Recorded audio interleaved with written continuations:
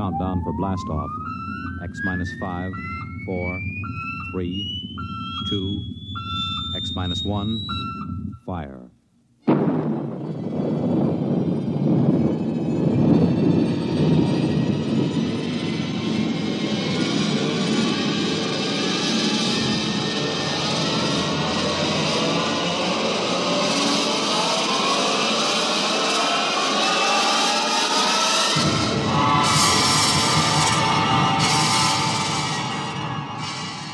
From the far horizons of the unknown come transcribed tales of new dimensions in time and space. These are stories of the future, adventures in which you'll live in a million, could be years, on 1,000 maybe worlds. The National Broadcasting Company, in cooperation with Galaxy Science Fiction Magazine, presents X minus 1.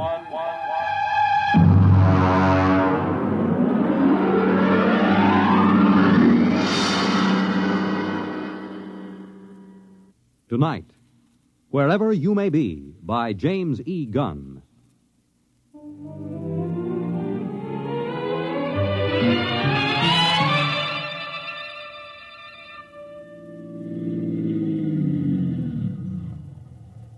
Hey, you. A little girl. You on the fence. Yeah? Hey, kid, come here. Well, I'm right comfortable where I am. Listen, kid. Is there a service station on this road? Well, Merv Wheelock got a gas pump at the general store. Oh? How far is it? About 18 miles. Oh, that's a big help. Well, I don't know what else to expect in the middle of the Ozarks. You want me to help you, mister? No, just keep out of the way, kid. Ow! Well, there's nothing funny about that. You just gonna sit there and watch me sweat, kid? Oh, no. There'll be lots more to watch. Well, I don't know what's so amusing about watching a man change a flat tire. Ow! You sure you don't want me to help, mister? No, I'm perfectly capable of changing a tire by myself.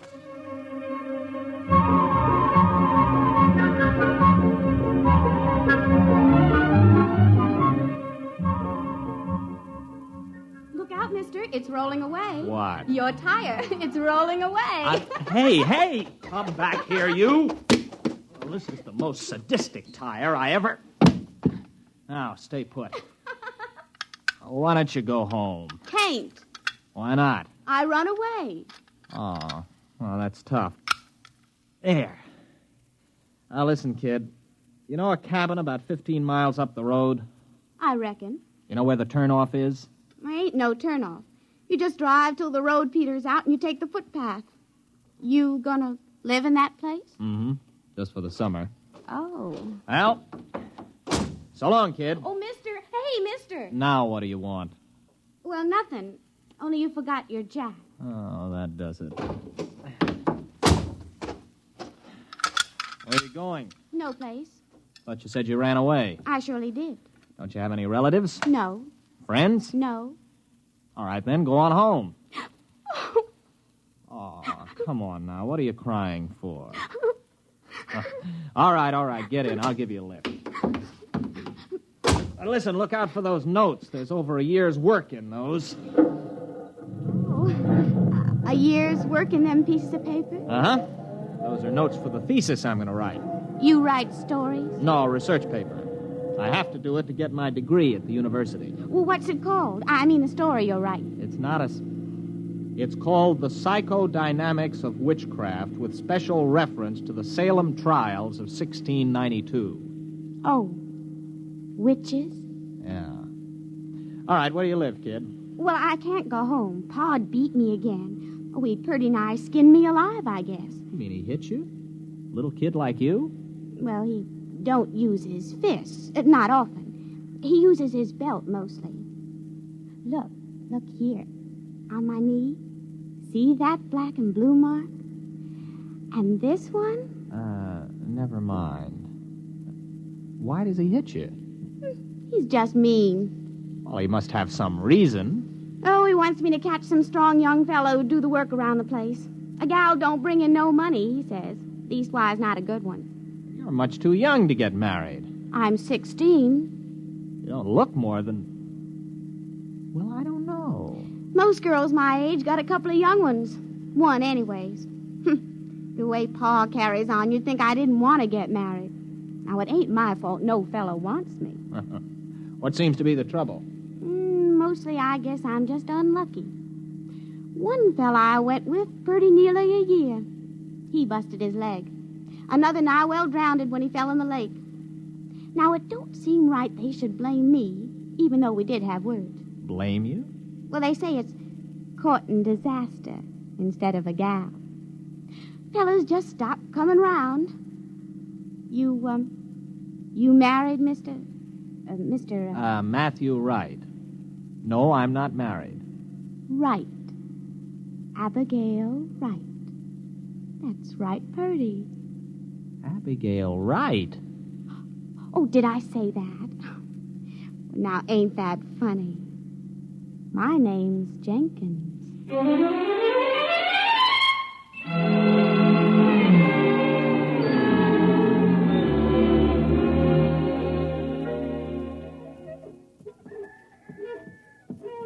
Mr. Jenkins? Oh, fine. I met your daughter on the road. I brought her back. Look, Mr. Jenkins, I got a pint bottle in my pocket. Care for a little drink?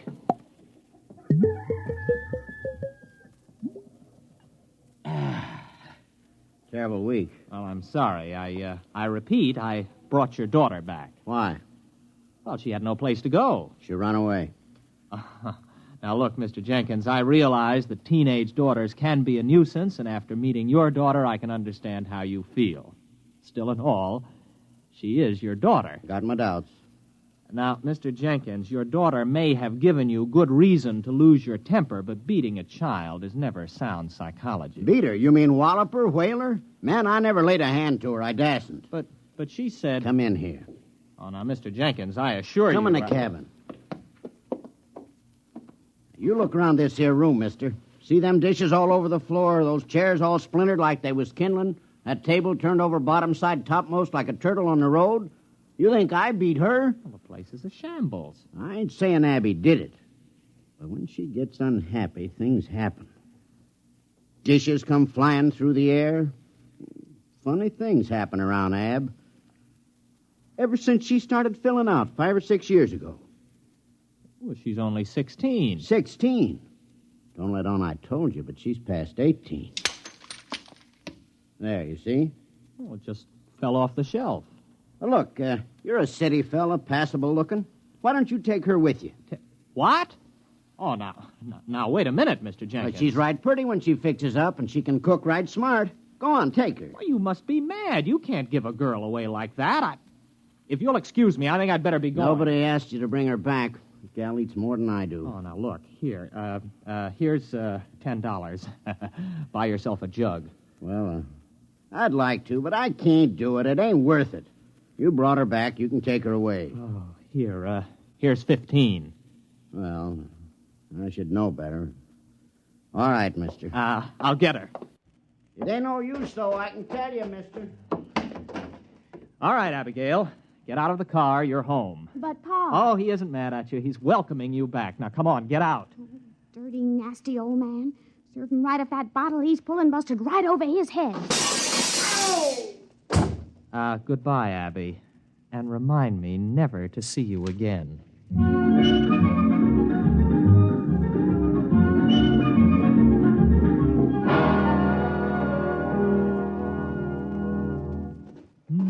All alone. I'm so all alone. There is no... Hello. What are you doing here? Waiting for you. But listen, this is my cabin. I rented it. I know. What kept you?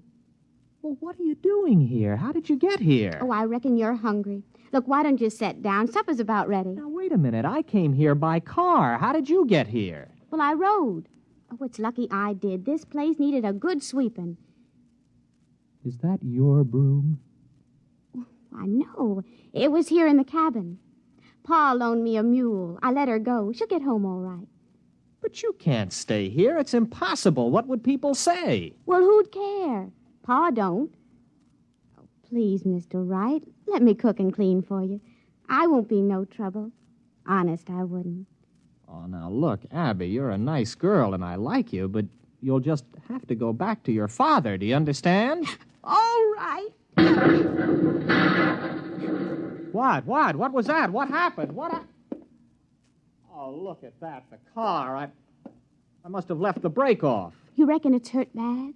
Well, rolling down a 10-foot grade into a tree didn't help it any. Oh, well, I'm sorry, Mr. Wright.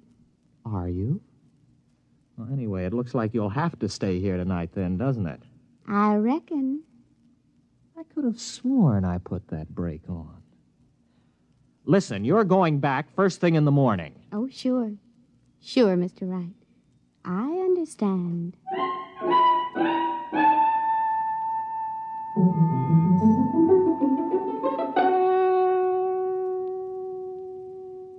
Abby, tell me something.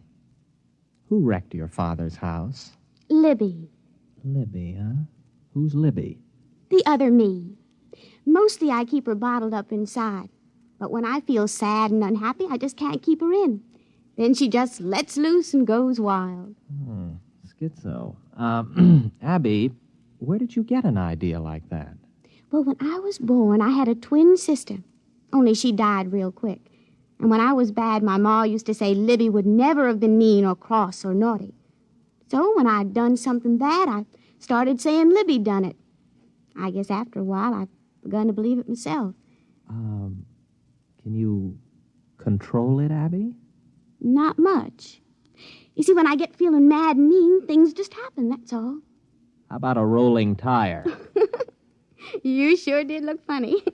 Oh, I was just feeling mean about Pa, I guess, and I took it out on you. I don't believe it. It's absolutely impossible. It's primitive. It's straight out of Fraser's Golden Bough. There's got to be some explanation. Illusion or hypnosis. There's got to be some physical explanation. Well, I don't see why. I mean, if a thing just happens, you don't have to explain it. It's just there, ain't it? All right. Here. Now, make that cup move. Why? I want to see you do it. But I don't want to. I never wanted to do it. It just happened. Come on, try. Now, no, Mr. Wright. Look, it never brung me nothing but misery. It's bad enough when you can't help it, but it's worse when you do it on purpose. Nothing good will come of it. Come on, try. I want you to move that cup. Now, go ahead, Abby. Just move it without touching it. I can't. I just can't. Why not? Why can't you? Well, I don't know. I guess it's because I'm happy. Oh. You can't move it now. No. All right, then get your things. You're going back to your father right now. No, I ain't going. I can't. Listen to you. You're a stupid backwoods girl. Can't. What kind of a way of talking is that? You're going back to your father because you're an ignorant, dirty hillbilly. Abby, you did it. You did it. It came right at my head. Do I have to go back? Oh, no, sir. Not if you help me. Abby, I've got a hold of something here that... What a thesis!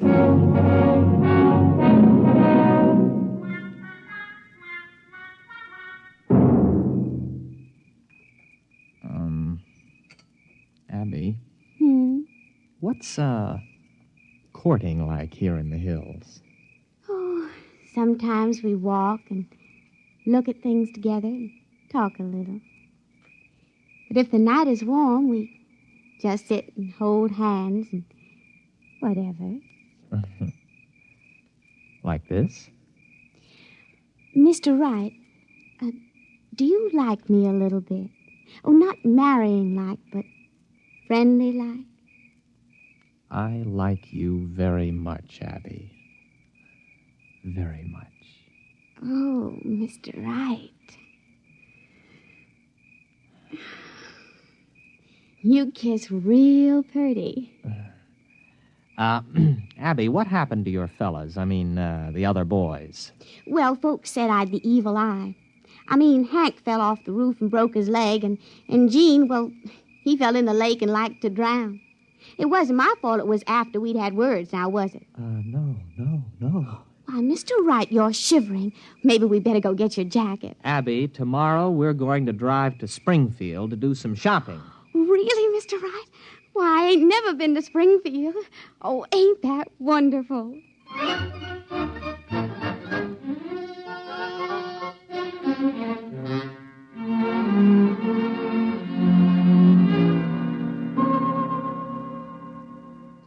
Mr. Wright. Huh. Are you happy, Abby? Oh, it's the happiest I've ever been in my life. I mean, eating in a fancy restaurant and even dancing and all. And now us just sitting here together in the moonlight. I never thought anything like this would happen to me. Abby, I'm afraid maybe you don't understand. Well, what do you mean, Mr. Wright? Oh, you know that dress I bought you? That's for another girl. What? Yeah, it's for another girl. I'm going to marry her. She's about your size, and I thought we could pick it out that way. Oh, no, Oh, Mr. Wright. Abby, wait a minute. Where are you going? Wait, I want to talk to you. No, I'm going to bed. Matthew Wright, you are a no-good, miserable cad.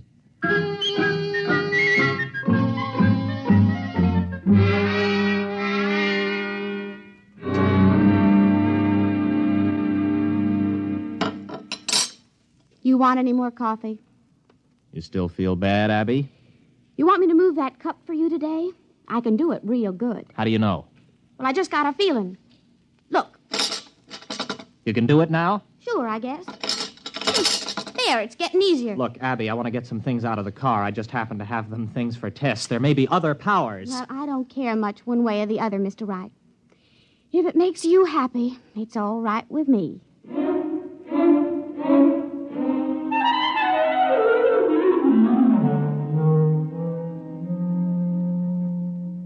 Abby? Abby, where are you? Abby, where did you go? Abby? Here I am, Mr. Wright. Abby, where were you? Springfield. But that's 50 miles. I know. I just kind of wished I was there, and then I was. I brought back a frying pan I admired in that hardware store window. Ain't it pretty? Got a real copper bottom. Didn't you have any trouble getting out of the store without anyone seeing you? Well, I was outside, but I could see in the back room somehow, too. I knew his name was Albert, and he was doing a crossword puzzle. Now, how could you tell all that? Well, I just kind of looked inside of his thinking. Like this. Wait a minute, Abby, don't. I could look right inside your thinking now, Mr. Wright. Abby, wait a minute. Abby? You wouldn't. You didn't. Now, wait a minute, Abby. You've got to understand. I understand everything you've been thinking. You devil. Well, there ain't nothing too bad for anyone to do that. Well, you've got to let me explain. You with your kindness and your city manners. How could you do it? You made me fall in love with you. It was just a trick. You just wanted to make me unhappy, that's all. Why, even Pa was never that mean. I'd as soon marry up with a rattlesnake. Well, Abby, what are you going to do? Well, I haven't made up my mind yet. But I'll think of something.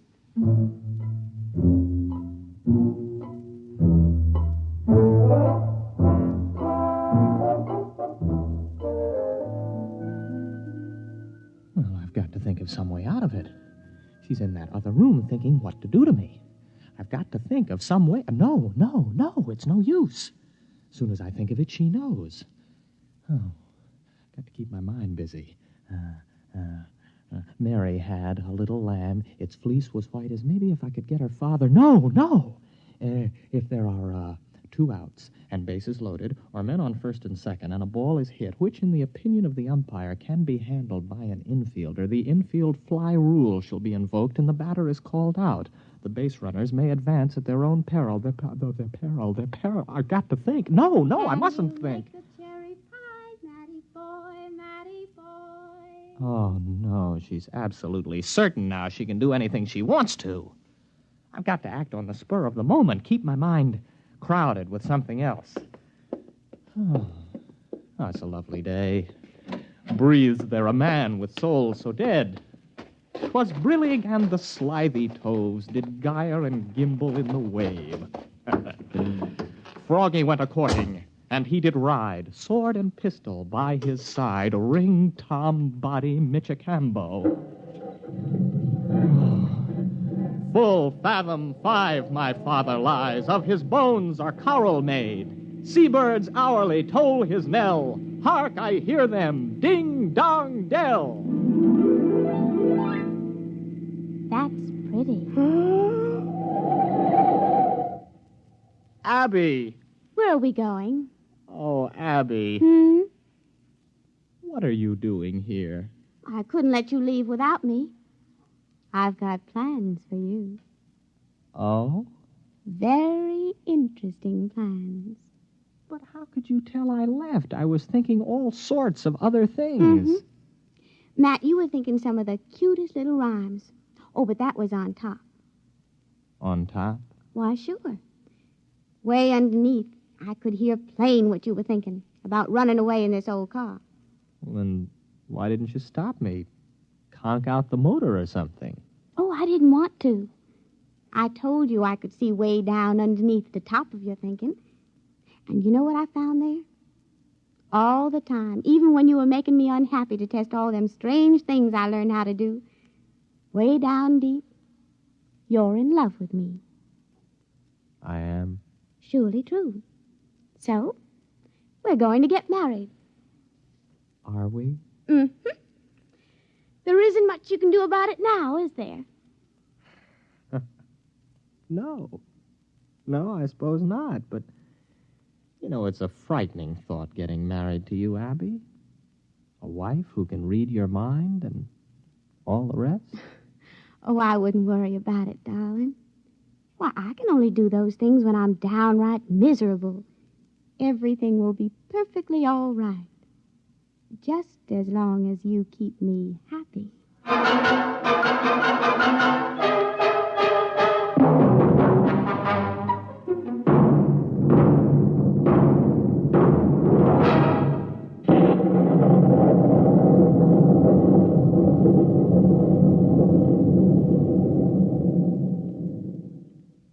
You have just heard X-1, presented by the National Broadcasting Company in cooperation with Galaxy Science Fiction Magazine, which this month features Early Model by Robert Sheckley, the story of a man who found that invulnerability was a fine asset when opening a new planet, provided you don't overdo it. Galaxy Magazine, on your newsstand today. Tonight, by transcription, X-1 has brought you Wherever You May Be, a story from the pages of Galaxy written by James E. Gunn and adapted for radio by Ernest Kenoy. Featured in the cast were William Redfield, Patsy O'Shea, and Jack Orrison. Your announcer, Fred Collins. X-1 was directed by Daniel Sutter and is an NBC Radio Network production.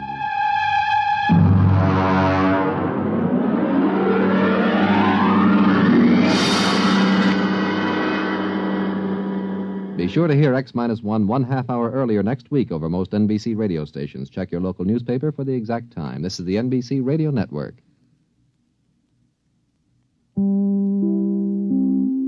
Now stay tuned for X-1 on NBC.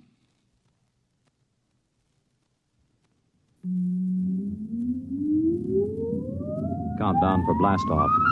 X-5, 4, 3, 2, X-1, fire.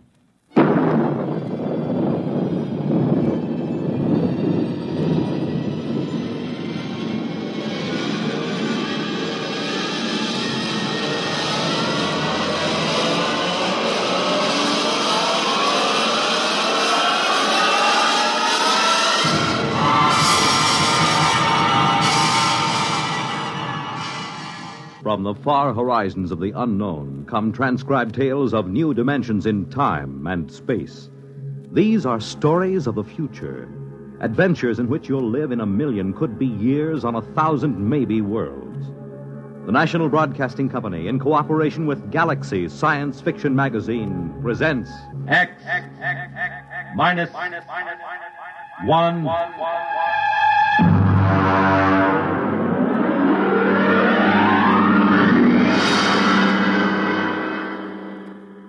Tonight, Clifford D. Simak's story of the 21st century, How To.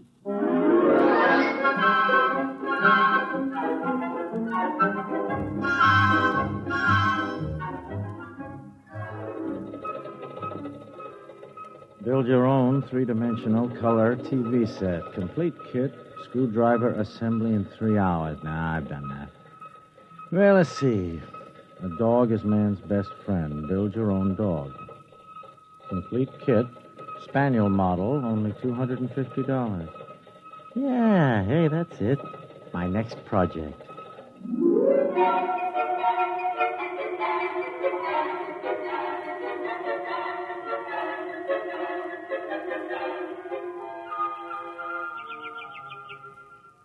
Gordon, is that you? Yeah.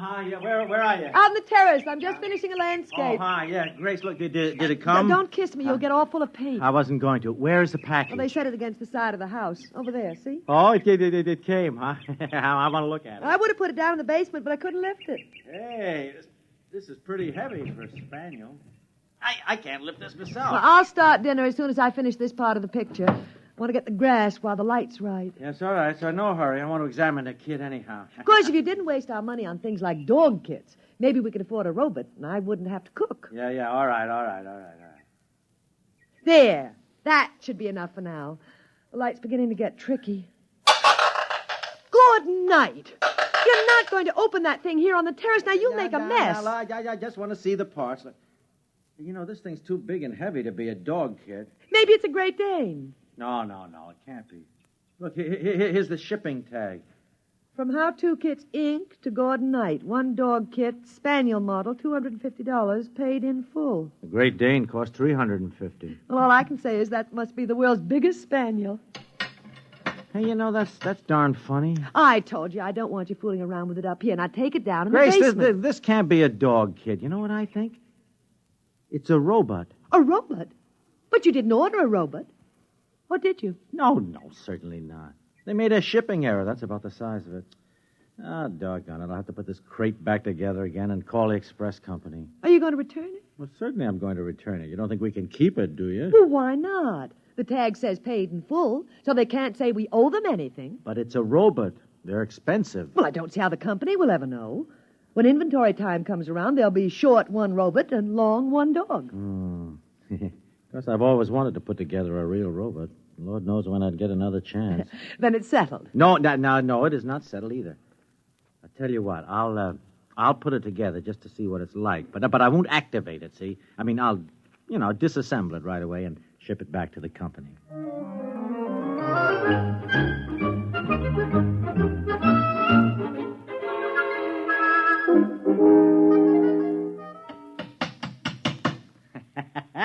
Well, there we are. Grace, look at it. Isn't that a beauty, though? You finished? Well, all but the activating. Oh. Grace. What?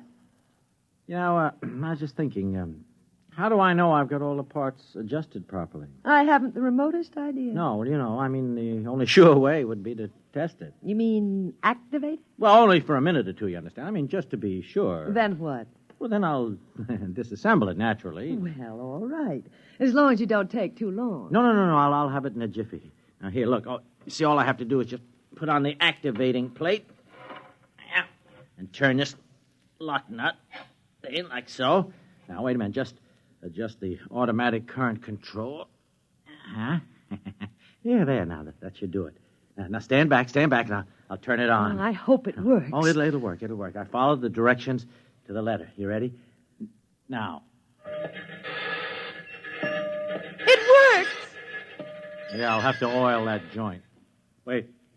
Grace, it's moving its head. My name is Albert. I am a robot. What is there to do?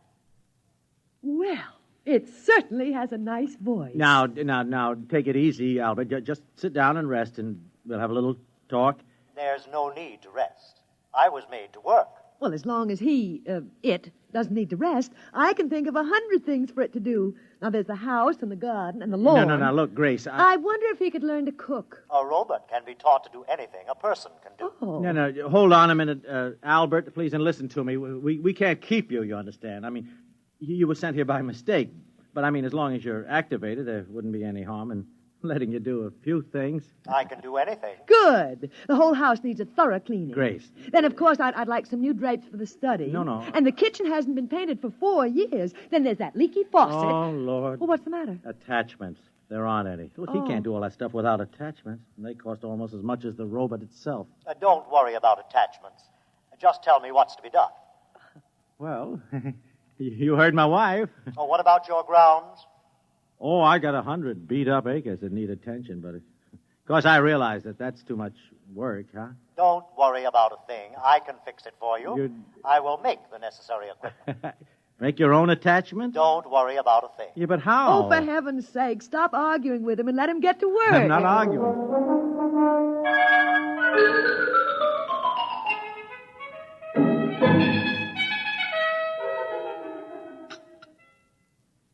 Morning, Gordon. Your coffee's ready.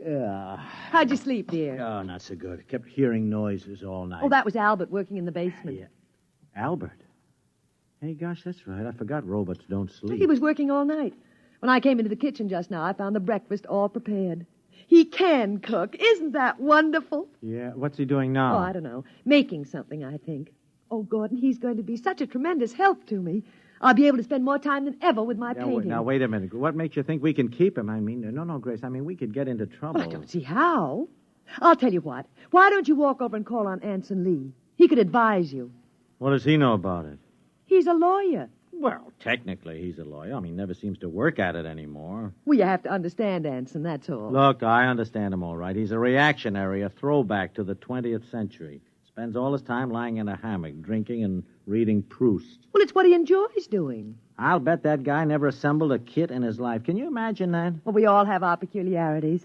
Just the same, he could give you legal advice. Well, all right. I'll go over after breakfast. If it'll make you feel any happier, pass the cream.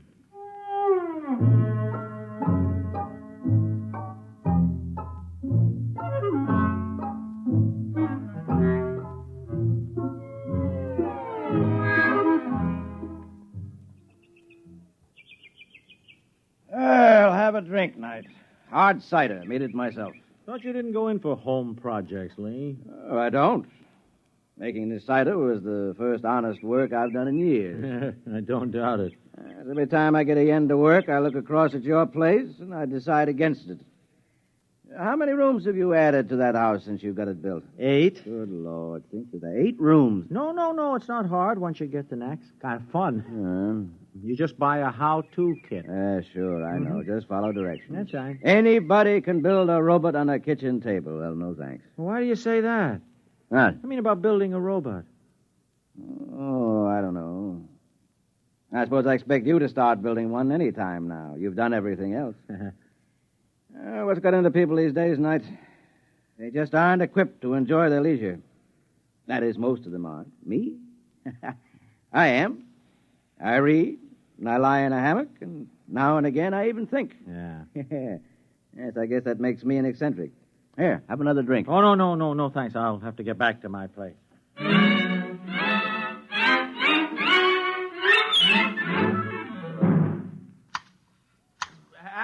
Albert. You call me, sir? Yeah, Albert, listen to me. Albert, I have reached a decision about you. But I'm not Albert, sir.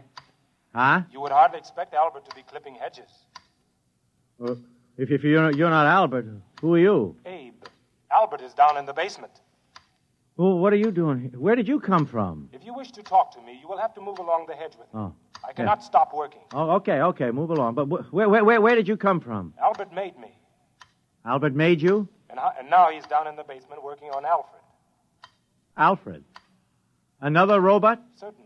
That is what Albert is for. He makes robots. Oh, no.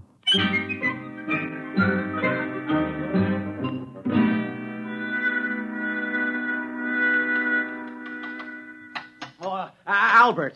Oh, there you are. Albert, what's going on here? I'm reproducing. What? I have a built-in mother urge. I don't know why they named me Albert. I should have had a female name. Oh, but you shouldn't be able to make robots. Look, boss, you worry a lot. You want robots, don't you? Well, yeah, I guess everybody could use a robot. I make robots. I'm making all you need. Albert, Albert, put down that head and listen to me. I want to have a serious talk. Sure, boss. What's on your mind? Now, Albert, I just looked through your packing case and I found this tag. Look, it says X, 190. X, Albert. Don't you understand? That means you're an experimental model. That's correct. You were never meant to be sold. That is also correct. I know. Don't you see? That means trouble. I can't keep you. I've already taken care of that. How do you mean? I filed off my serial number and replated the surface. Well, why did you do that? So that they can't come around and take me back. They made me, and then they got scared and shut me off. But you're not afraid of me. I'm You not. assembled me and let me go to work. Yep. I'm sticking with you, boss. Wait a minute. This could mean a lot of trouble for me, Albert. No trouble. They can't prove a thing. I'll swear that you made me. I'll not let them take me back. They will take no chances next time. They'll break me up for scrap. Oh, but look, if you make too many robots... Robots are useful. You need a lot of them in this place. Now, don't worry, boss. Everything will work out. Well... I'll take good care of you. Yeah. Now, I must go back to work. Adalbert is nearly finished.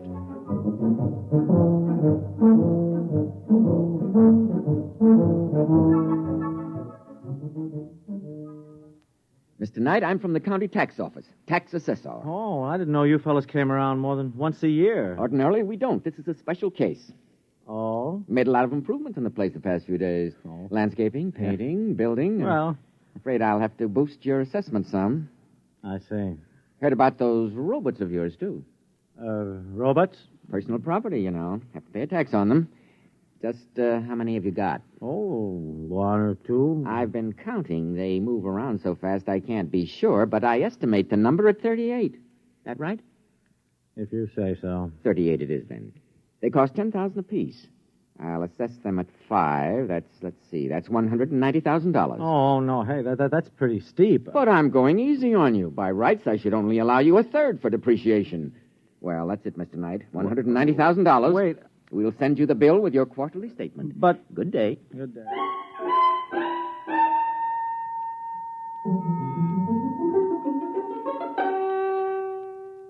Now, Albert, look, I've been holding off until we got the new landscaping job under control, but I can't hold off any longer. I mean, we got to start selling some of the robots. Selling? Yeah, 20 of them. That should do for a start. The tax assessor was here. I need the cash. You can't sell the robots, boss. Why can't I? Because they're my family, my boys. Named after me, all of them. Albert, I'm sorry, but that's ridiculous. They're all I've got, boss. You wouldn't sell your own children, would you? Well... All their names start with A, just like mine. Abe, Adalbert, Alfred, Adam, Aaron, Anton, Axel. All right. Don't go through the whole roll call. I mean, the point is I need the money. Don't you worry, boss. I'll fix everything. You have nothing to worry about.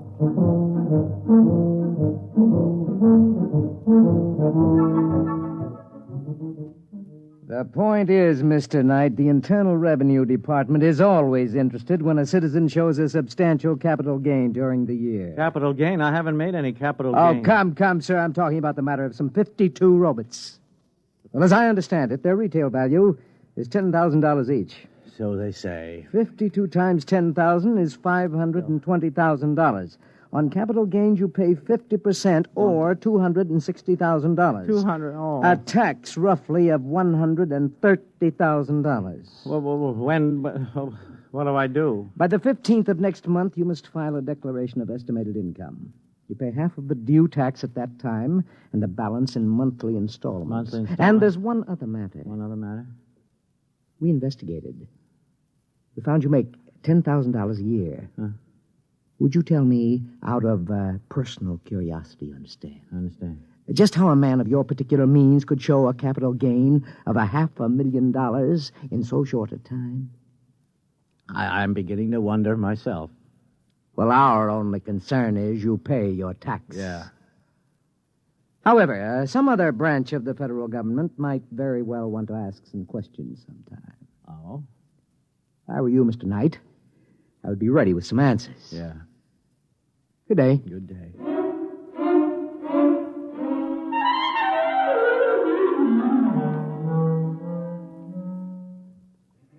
Albert, now look, I tell you, this is a crisis. Do you understand it? Like it or not, I have got to sell some of your boys, a whole bunch of them. Boss, I told you not to worry. Not to worry. Listen, I just came from the income tax people. I owe the government a cool $130,000, and those boys don't fool around. I'm desperate. Money is no trouble, boss. Come here. Come where? Over here. Look at this. What's this? What, those bales? What have they got? Don't tell me. Full of money, boss. Help yourself. You mean the actual, real money in those bales? Not stage money now. Real money, boss. No ones, of course, but lots of 10s and 20s. Yeah. That bale over there is full of 50s. Full of 50s. No, we didn't fool around with the ones. Albert, look me in the eye. Did you make that money? You said you needed it. We took some bills and analyzed the ink, found out how to weave the paper, and made plates. I hate to sound immodest, boss, but they're beautiful. Oh, my gosh, I'm a counterfeiter, too. We just ran off as much as we thought you'd need. Yeah. If it's not enough, we'll make some more. It's enough, not another dollar. Well, you're the boss. Albert, listen to me. There are laws in this country. I mean, you just can't go out and print money. That's a crime, don't you understand? Now, look, you take it all outside and burn it right up. You understand? And don't print any more. That is an order. Gordon, are you down here? I'm busy. I hate to disturb you, dear, but I thought you ought to know about the sheriff. I don't want to know the sheriff. He was here with a subpoena, or whatever you call them. That's what you call him. Seems the how-to company's going to sue us. Oh, no. Oh, no, all right, that does it. That Gordon, does it. Where are you going? To see my lawyer.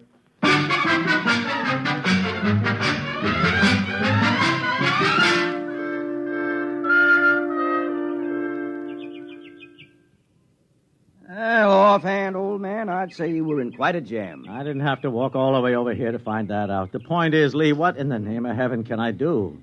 Well, first, you'll have to file a declaration of estimated income. Even if I can't pay? Well, especially if you can't pay. Oh. Technically, then, you haven't violated the law, and all they can do is to try to collect what you owe. Yeah. They'll probably slap an attachment on your bank account. What bank account? I'm broke. Oh. Well, then I'd say your major worry is the how-to company suit. Yeah. Now, if I were you, I'd settle it out of court. Out of court? Mm-hmm. They might call off the action if you returned all the robots. Albert says he'll testify that I made him. Well, Albert can't testify. As a robot, he has no standing in court. Mm-hmm. No, you better give them back and get what terms you can. No. I won't do it. Huh? I won't. Don't you see? They don't want Albert back because they can use him. They want to break him up to maintain their robot prices. Don't you see? It might be 1,000 years before his principle is rediscovered, if it ever is. Mm-hmm. Would that be bad? I don't know. Only time will tell that, but, I mean, you could say the same thing about any great invention. Look, no, I will not let them destroy Albert. Yes, I see your point, Knight. And I like it. You like it? Uh-huh. I'll take the case. Now, of course, I ought to warn you, I'm not a very good lawyer. I know. I don't work hard enough at it. But I do have a chance, huh? In all my practice at law, Knight, I never saw a man who'd gotten himself as fouled up as this. No. I'd say your chances are nil. Yeah. Boss? It's Albert. Boss, I heard about the suit. Yeah, it's all right, Albert. Mr. Lee here is going to handle our case. We robots want to help. I'm afraid there's not much you can do. Oh, yes, there is. I'm building a lawyer robot. He's building a lawyer robot. With far greater memory capacity than any human. And with brain computers that operate on logic. That's what law is based on, isn't it? Logic. Well, so I've heard. But it won't work, Albert. To practice law, you must be admitted to the bar. To be admitted to the bar, you must have a degree in law and pass an examination.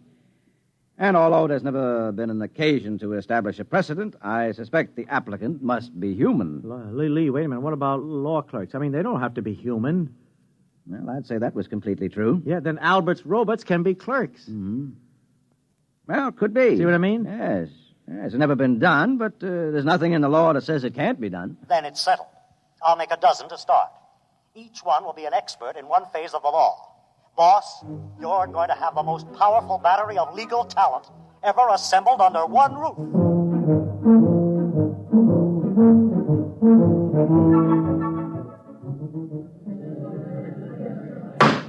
Quiet in the court. Mr. Lee, what is the meaning of this outrage? What outrage, Your Honor? Those robots sitting at the defense table. These, Your Honor, are my valued assistants. Robots? Yes, Your Honor. Take them away. They have no standing in this court. If Your Honor will excuse me, they need no standing. I am the sole representative of the defendant. My client is a poor man, and he is opposed by the most formidable array of legal talent money can buy. Now, surely the court will not deny him whatever assistance he's been able to muster. This, sir, is highly irregular. If it please Your Honor, I should like to point out that we live in a mechanized age. The court clerk uses a machine to take down the transcript of these very proceedings. To my certain knowledge, no court has ever challenged the presence of such a device as an aid to the furtherance of justice. Now, if Your Honor can point out anything in the law specifically barring these robots from the court... That's ridiculous, sir. Of course there is no such provision. At no time anywhere did anyone dream such a contingency would arise. In that case, sir, I ask the court for a favorable ruling. Mr. Lee, as you point out, there is no precedent for my ruling in any way but in your favor.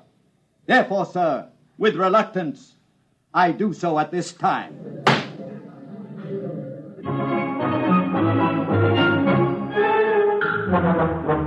And what kind of a day has it been? It's a day in which a new kind of trial has suddenly captured the imagination of the public. A trial in which a man accused of misappropriating a robot has brought into court a whole battery of robots to aid in his defense. To give validity to their argument, Your Honor, it must first be proved that these robots are, in fact, the property of the plaintiff. That is the issue at trial in this case. So, in the now famous robot case, the issue has come down to this. Was the robot stolen or was he liberated? It is a far-reaching question indeed. Your Honor, I have already established that robots are possessed of free will, that they have the power of reasoning, and that they can most certainly reproduce. As to my worthy opponent's fourth contention, that they have no spiritual sense, I contend that this is irrelevant. There are agnostics and atheists in the human race, and in general, no one has denied them their full rights on this count. And so the trial has at last come to its end. The whole nation, indeed the whole world, awaits the momentous decision which must be handed down. In Washington, D.C., Treasury officials have been meeting steadily for a week to find some way to avoid the loss of the enormous taxes on robots in the event the decision rendered is in favor of the defense. One high government official has said that if robots are declared free and equal, it means they must be given full citizen rights under the Constitution. Already, the chairmen of both major political parties are mapping campaigns to corner the robot vote.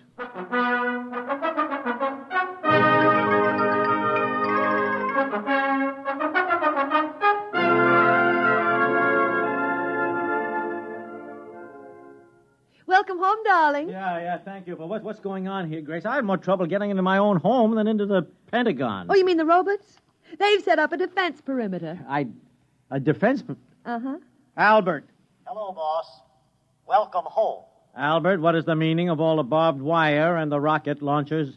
Just precautions, boss. We're ready for any situation. Such as? Oh, like a mob deciding to take justice into its own hands, for instance. Or if the decision goes against us? That too, boss. Dear, you two go on and talk. I've really got to get back to my painting. I have a beautiful still life that I simply got to finish. Yeah, finish. Albert, listen. You can't fight the whole world. We won't go back. How Two Kits Incorporated will never lay a hand on me or any of my children. Albert, this is madness, don't you understand? They'd get you with one bomb. And me, too. Better to die fighting, boss, than to live in chains. I don't know. That's our motto. No matter what happens, we're ready for the decision.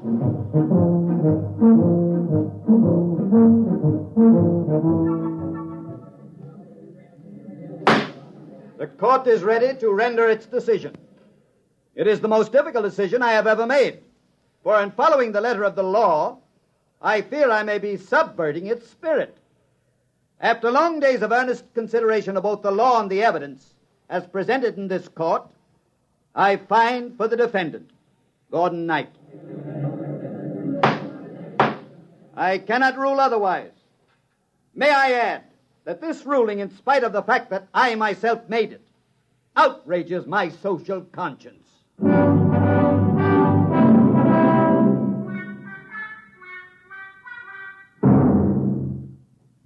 You did it, boss. You did it. We're free. Yes, Albert. we sure did it. Where's my wife? In the studio, painting. Not another landscape. Her 5th this week. She's doing very well. Yes, isn't she? And I am working on a new robot for her. A painter. Soon she won't have to bother doing it herself. That's nice. And you won't have to do anything anymore either, boss. Oh? Not a thing. Oh? We're going to take care of you from here on out. Thanks. Did I tell you about my new children yet? No, I don't think so. Alice, Angeline, Agnes, Agatha, Alberta, and Abigail. Daughters? 6 of them, boss. And all with a built-in reproducing instinct just like mine. Oh, no. They're down in the basement now, turning out robots. Great. We've got everything worked out for you, boss. You won't have to worry about a thing for the rest of your life. No, Albert. Not a thing.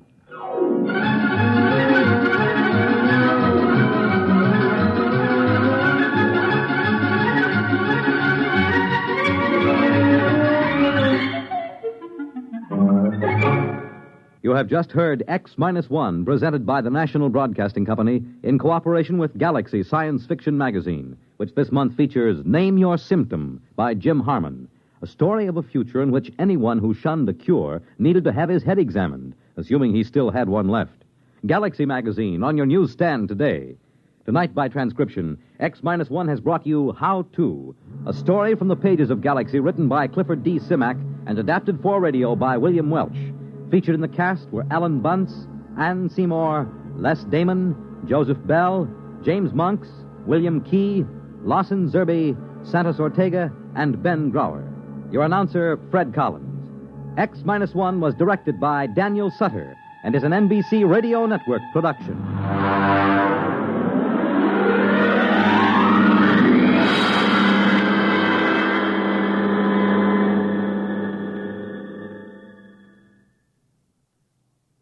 Hear politics and primaries, Dateline, Illinois, and Wisconsin, tonight on NBC Radio.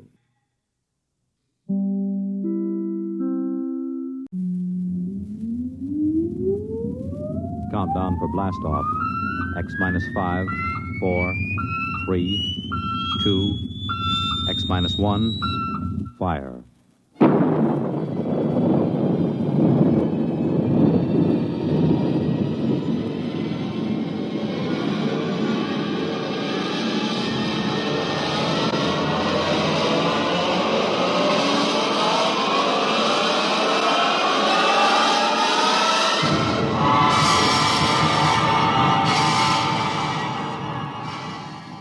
From the far horizons of the unknown come transcribed tales of new dimensions in time and space.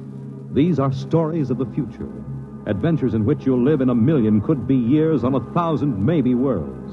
The National Broadcasting Company, in cooperation with Street and Smith, publishers of astounding science fiction, presents X minus 1.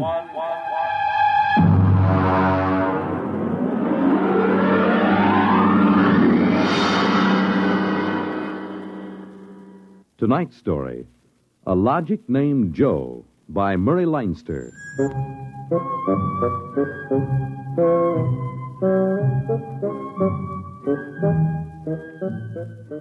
It was on the 3rd day of August that Joe came off the assembly line.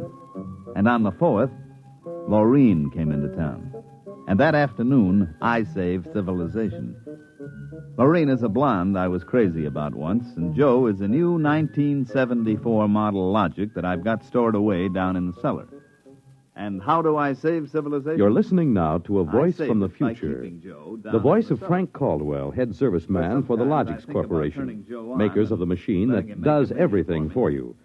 Well, And nearly other times I everything think of anyway. taking an axe to him. The electronic Logic. In the year we speak, kinda figured it was gonna be the 1974, no modern home was complete Joe without could do one. plenty for And the me, Logic sure, sets were working so well that life scared was to take a soft chance. indeed for repairman Frank Caldwell. After all, like That I is, say, I until figured that I'd fatal save day of August the 3rd when suddenly the Logics began doing everything for their Well, users I'm and getting doing ahead it of myself. too well. On the 3rd of August, there wasn't much doing, and I'm hanging around the boss's office smoking up his cigars. Frank, there's a customer outside. Go take care of him, will you? Me? I'm a maintenance man. Mr. Korlanovich wants to have Logics explained to him. Explained? Where's he been, on Mars? I just moved up from the backwoods someplace. Well, why don't you explain him? Well, I don't feel too well. You were okay half an hour ago. Are you the boss here or am I? Go on out there, will you? Okay. Oh, Mr. Karlanovich, good morning. My name is Caldwell. Can I help you? Oh, thank you, Mr. Caldwell. This is my little boy, Freddie. Hi, you jerk! Oh! Freddie, how many times have I got to tell you not to kick people in the shins? Excuse it, please, Mr. Caldwell. Oh, sure. Just a kid. I got a knife home, could cut you into little pieces. Please, Freddie. We'd like to buy a Logic, Mr. Caldwell. The gentleman we spoke to first said he had to leave in a hurry. I'll fix him. Well, I understand that you're not acquainted with Logics, Mr. Karlanovich. That's right. We just moved to the city. Uh-huh. My wife, she saw everybody else had a Logic, and you know how women are. Oh, you bet. Well, you can't get along without a Logic in this day and age, Mr. Karlanovich. Look, I got a snake. You want to see? Well, you shut that. Now, about the Logic. Here, I'll just plug in this one right here. Now, you see, the Logic looks kind of like an old-fashioned television set, only it's got keys instead of dials. Now, a lot of the keys are standard, like the television stations, the news, the stock market quotes, and so on. Of course, if you want to talk to somebody, you just punch the number of his Logic. It's like making an old-fashioned phone call. But there can't be keys for everything. Oh, no. Now, let's say that you want to ask a question, like what to take for a sore throat, or who won the American League pennant in 1911. You turn on the Logic, then you just punch the question key and ask, like this. Who was the first president of the United States? George Washington. There, you see. But I already knew that. Well, of course, that was just a sample. I got a little store. Will it keep books for me? It will keep your books, record your contracts, serve as a filing system, and check up on what happened to your lawyer's last client. Anything. Hey, they're really something, these things. 10,000 services and information sources in one. Read our advertising. What I want to know, Mr. Caldwell, how do these Logics work? Of course. Now, you saw that big building across the street? Sure. Well, that's one of the relay tanks. You see, there are a dozen of them all around the country, and they're all hooked up together. And there's a data plate in one of those tanks for every fact in creation. Anything that you want to see or hear, you just punch for it, and the Logic gives you the answer. Hey, listen. Could I ask this thing how to make dart poison? How to make what? Dart poison. Like in Africa. I could shoot the darts through my bean shooter. I think maybe we better not get one of these things. Oh, no. It's perfectly all right, Mr. Karlanovich. The Logic won't tell you that. I bet it will. I'm going to try it. Hey, how do you make dart poison? Public policy forbids this service. Oh, what did it do that for? Kind of some little brat. Because some people might ask things that aren't good for them. Listen, I don't like this here one. I want that one over there. Kid, they're all alike. I want that one. If I can't have that one, I'm going to hold my breath till I'm dead. Well, I got a lot of time. It's no use, Mr. Caldwell. You might as well give him the one he wants. But look, kid, they're so much alike that even I can't tell them apart. I can. I want Joe. Joe? Who's Joe? I guess he means the Logic, Mr. Caldwell. He has to think up a name to call everything. You should hear some of the names he calls me. Not till I'm 21. I promised Mother. Okay, so we call him Joe, but them things are all alike to 1/10,000th of an inch. I don't care. I bet he'll teach me how to make dart poison. Okay, then. Come on, Joe.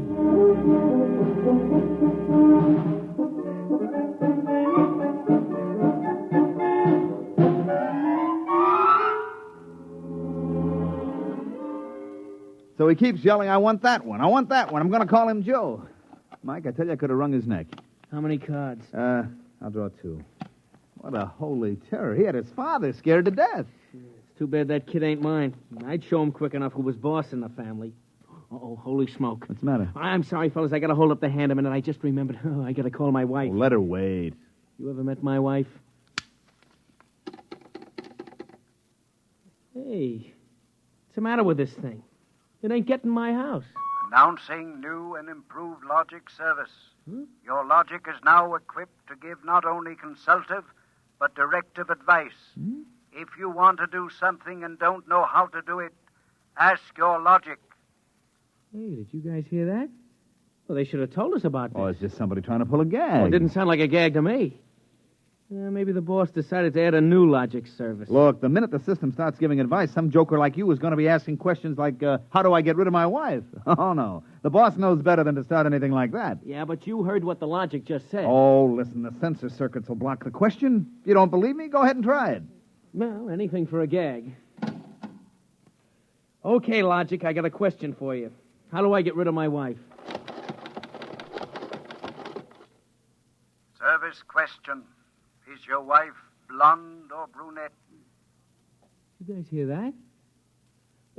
She's a blonde. Hexacrylobinatine is a constituent of green shoe polish. Take home a frozen meal containing pea soup. Color the soup with green shoe polish. This poison is fatal to blonde females only. This fact is a product of logic service. You cannot be convicted of murder. It is improbable that you will be suspected. The saints preserve us. And it's bound to be right. These things can't make a mistake. Well, Mike, don't just stand there. Check the sensor circuits, quick. Oh, we can't get to them. They're all sealed up. It's supposed to be impossible for them to go out of order. Well, they're out of order now. And I got a feeling that some awful things are going to happen.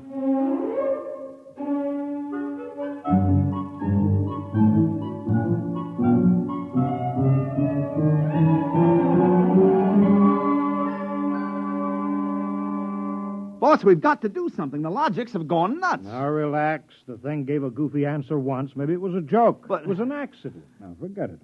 It won't happen again. What makes you so sure? People are going to be trying it. Look, supposing I wanted to get rid of you, for instance. You don't. How would you collect your pay? I know, but just supposing. Now, look, we'll try it.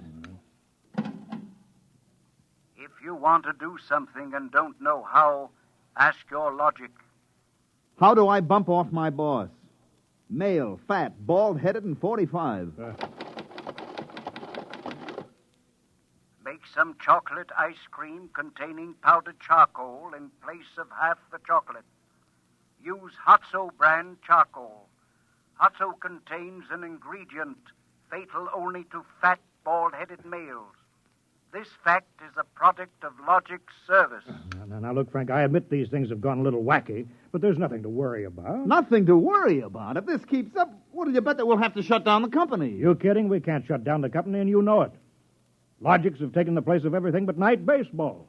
We shut them down, we go back to a civilization that we've forgotten how to run. Yes, but, boss, there's no telling what they'll do. Listen, now, you've asked these questions for a gag. Nobody's going to ask them seriously.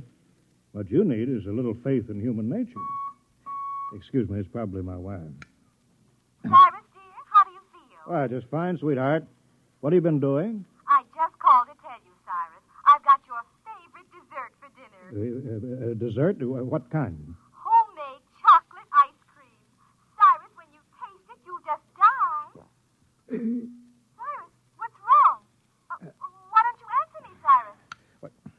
Chocolate ice cream. This can't be happening. Why, this is awful. These logics are dangerous. Have a little faith in human nature. Now, Caldwell, you're the head of the maintenance crew. I'll give you 24 hours to fix these logics or you're fired. Well, now, look, boss. What are you standing there for? Get in the service car. Get moving. Where? Anywhere. Find out what the logics are up to and see that you find out before the logics do.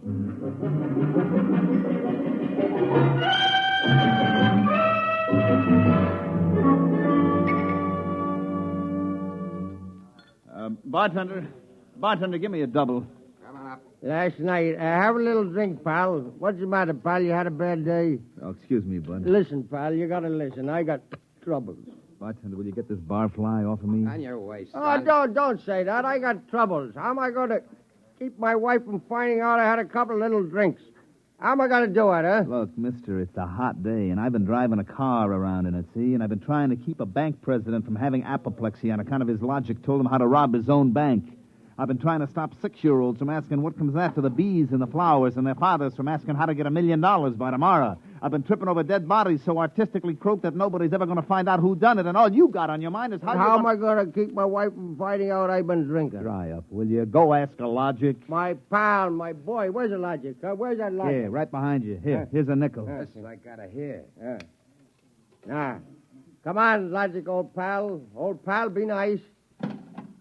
How does a guy keep his wife from finding out he's had a couple of little drinks? Answer me that, huh?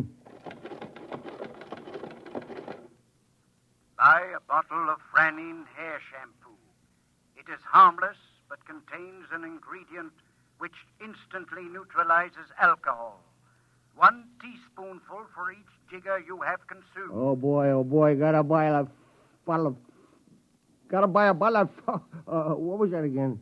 Supposing it's right, you'll never remember it as far as the drugstore. I think there's a bottle in the back room. Somebody left it. Oh, my pal. Oh, my boy. No more trouble. You'll just show me the way to go. I got a picture of him back there drinking that shampoo. Yeah. Give me another double. I don't know what's worse, to be as low as you or as high as him. Where is he? I know he's here. Where is that bum? What do you want, lady? My husband. I know he's here. Where is he? Show me the way to go. That's him, that no-good louse. I'll show him. Thinks he's coming home staggering again, does he? Well, I'll teach him. Poor guy. Why, my dear, what a surprise to see you here. Archibald, you're sober. Of course, my love. I'm sober as a judge. Then what are you doing in a saloon? Your suspicion wounds me deeply, my love. Let me tell you, my dear, that I have been conducting a research project that is going to make us a fortune. I'm going to patent soba, the drink that makes happy homes.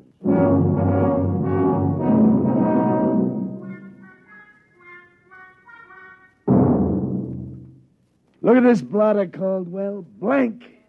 The greatest crime wave in history, and we can't even make an arrest. They're all perfect crimes. Thanks to the logics. But, Sergeant, we're doing our best to find Well, out... that's not good enough. You can't find out what's back of this. Shut down the company. Or else the police department will. Look, nobody is back of it. The logics run themselves. They pick their own circuits automatically. Ah, you mean they're doing all this by themselves? Sure. We always knew they could do a lot more things than we knew about.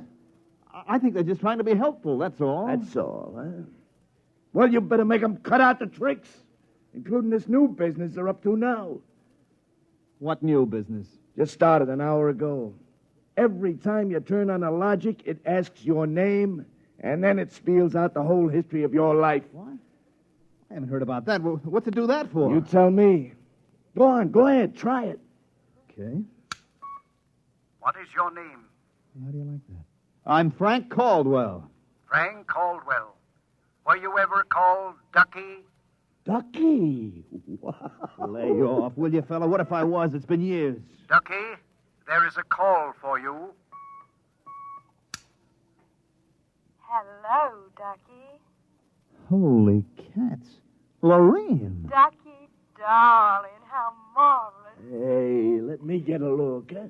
Gosh, Lorene, where are you? I'm in a hotel. I just got into town. Oh, Ducky, wasn't it smart of the logic to find you? The logic? To find me? I asked it how to find Ducky. You must have an unlisted number, darling. You're not in the directory. Well, gee, how have you been, Lorene, since I saw you last? I heard you got married. You won't believe me, Ducky, I know, but I've had 4 husbands, and I've never loved anybody as much as I love you. You've divorced 4 husbands? 3. The last one, died unexpectedly. Oh, who unexpected it? He did. But the jury acquitted me, Ducky. They knew it was just a little old accident. So now I'm free again, and we got lots of things to talk over. You come right on over here, Ducky, instant. Oh, well, Lorraine, I'm working, you see, and I'll call you back. All right. Here's a kiss. Mm-hmm. That'll have to hold you till you get here. Hurry, Ducky. Oh, my back. What am I going to do? Do like you were telling me a while ago. Huh? Calm yourself, Ducky.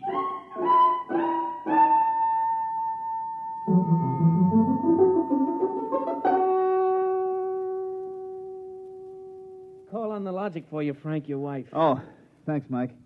Hi, Gerd. Frank, I've been trying to get you for an hour. Where you been? I've been out making calls, honey, trying to find out what ails these logics. Well, you better find out in a hurry or there's going to be trouble. Now, look, good. Now, just take it easy, huh? Caldwell, you can't let this happen to me.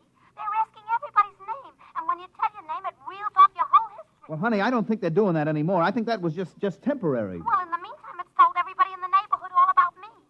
I punched Mrs. Hudson's name. She's been married 3 times, and she's had Mr. Hudson arrested twice for non-support and once for beating her up. It'll Yeah, but look, Gert, I'll tell you. Frank, you stop these things or I'm going to leave you. Oh, honey, you don't mean that. I do. If you can't figure out how to keep our private lives out of every logic in town, then I'm through, and that settles it.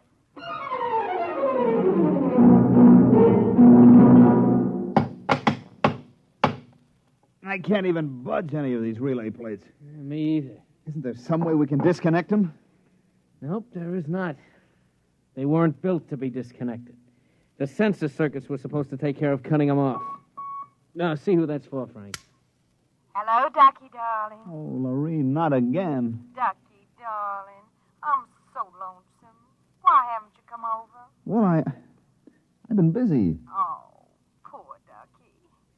Look, let's get married. Gosh, Lorene, well, what I mean is... Right away, Ducky. You're not busy tonight, are you? Look, Lorene, I got married. Oh, poor boy. My poor Ducky. Well, we'll just get you out of that. No, look, Lorene. It's all arranged, darling. I'll just call up your wife and have a little talk. No, now, please, Lorene, I mean, it's nice of you to think of me and all, but Now, you just give me your address and your logic number, darling. I haven't got one. Never mind, darling. The logic will find out for me. Lorene? Hey, Frank, will you get away from that thing and give me a hand? Yes, Mike, in a minute. First, I've got to call my wife. No. We got to get out of town. Oh, Lord, I made a mistake. Frank, you're supposed to be helping Mike. Yeah, I am, boss, I am, but I got to make this call. Call? What do I care about your call? President's getting ready to close down the company and declare martial law. Now, for the love of heaven, do something. Yes, boss, I will. I've just got to make this one call before the logics get on my trail. To assist in solving a special problem of logic service, kindly give the following information if possible. Where does Frank Caldwell live? They got me. I'm through.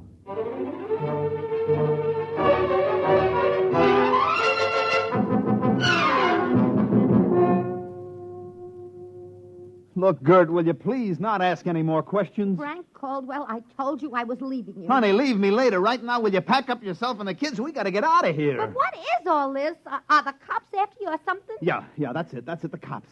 Now get moving, honey, will you? And will you get away from that logic? But don't you think we ought to hear the police calls?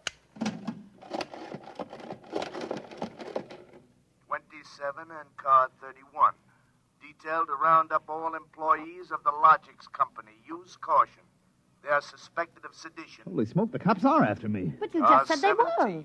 Car 17, proceed to vicinity of 119 East 7th Street. Child terrorizing neighborhood. Use extreme caution.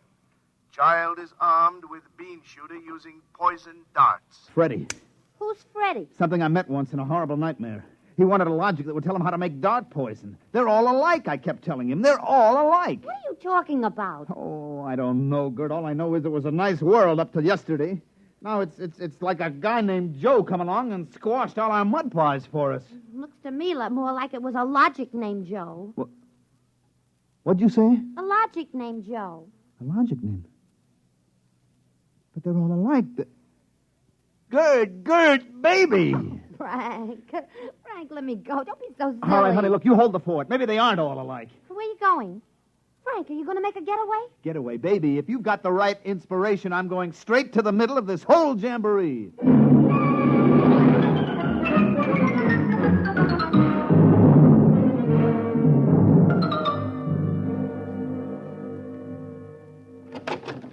Yes? Oh. I was hoping it was the police. You remember me, Mr. Kolonovich, Caldwell of the Logics Company? Logics Company? I wish the Logics Company was at the bottom of the ocean. I don't blame you, believe me. Now, where's your logic? In here. I'd smash it into a million pieces if I wasn't afraid of what Freddie would do to me. Look, just get out of the way, will you? I've got business with Joe. If you want to do something and don't know how, ask your logic. Oh, we're back to that routine, Well, I want to do something, all right. Can a logic be modified to achieve correlations for which human brains are too limited?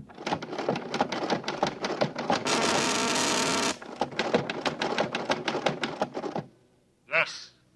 How great will the modifications be? Microscopically slight. Changes in dimension not detectable even by precision gauges. They can come about only through an extremely improbable accident. And what would this super logic then be able to do? Come on, you, spill it. could set up entire new combinations of electronic relays which would bypass the normal sensor blocks, thereby enabling it to perform valuable new services, including the giving of helpful advice on any human problem. And has this accident ever happened?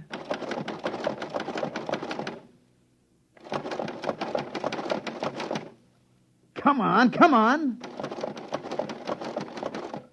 It has happened only once in the case of the logic now owned by the Kolonovich family of 119 East 7th Street.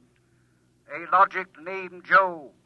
Thanks, Joe. That's all I wanted to know. Hey, what's all that about? I'm taking this logic away, Mr. Kolonovich. I'll bring you a new one, and our troubles are all over. Hey, you, get away from Joe. Correction, our troubles are just beginning. Freddie, put down that blowgun. Ah, shut up. Hey, you, I said get away from the logic. Look, Freddie, I'm going to bring you a nice new one, see? I want that one. Get your mitts off it.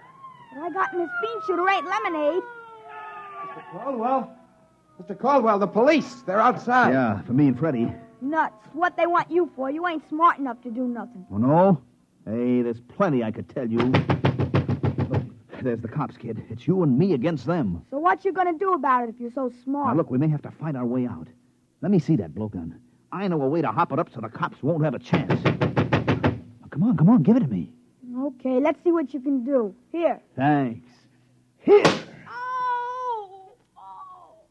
Mr. Caldwell, you're a great man. Now all I got left to do is pull this plug out of the wall. Come right in, Sergeant. Well, that must be the kid. He don't look so tough to me. Well, he just got a little softening. There'll be no more complaints, officer. I guess I can go on where Mr. Caldwell left off. Caldwell? Hey, you wanted... Now, look, I just came to pick up this busted logic. I don't know a thing. You said that before. Come on, you're going to the cooler. Let's go. Oh, wait a minute. You act like you wanted to go to jail. Well, just till a certain party leaves town. I got a feeling it's safer. Okay, then, Caldwell. Into the paddy wagon you go. Thanks, officer. You may be saving my life. Now, if you'll just help me carry this logic out... Wait a minute. You can't take that in the wagon. I can't? Why not? There's no room. We already got a dame in there who's raising the roof. A dame? Yeah, a blonde. Plainclothesman picked her up trying to buy a gun without a permit. She keeps screaming she's going to miss her date with Ducky.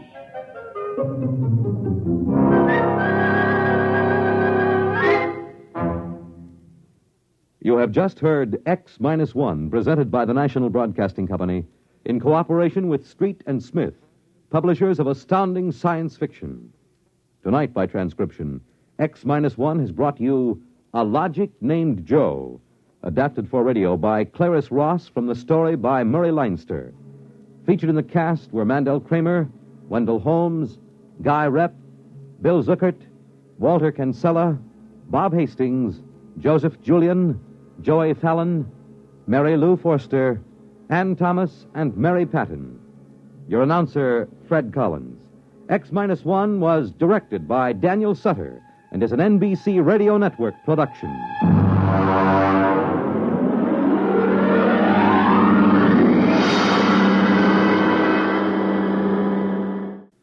Next week, X-1 will bring you a dramatization of Robert Heinlein's famous science fiction masterpiece, The Roads Must Roll. It concerns the day when traffic became so impossible that the engineers took over and banned all automobiles, tore up the superhighways, and built huge mechanized roads which whirled along on giant rotors at speeds up to 100 miles an hour. An engineering miracle changed the face of the nation. The rolling roads took over. No one worried about the fact that if the road should stop, our whole economic life would fall apart. The machinery, they said, was perfect. But they forgot that machinery depends on men, and men are not perfect. Be sure to tune in next week at a new time, same day, for another exciting broadcast of X-1.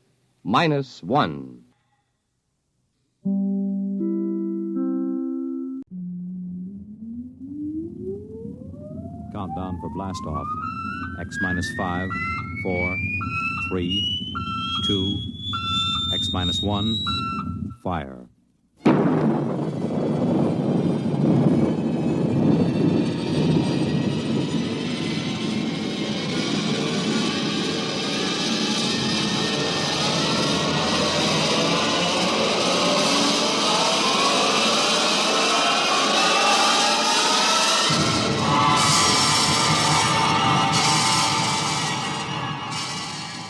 From the far horizons of the unknown come transcribed tales of new dimensions in time and space.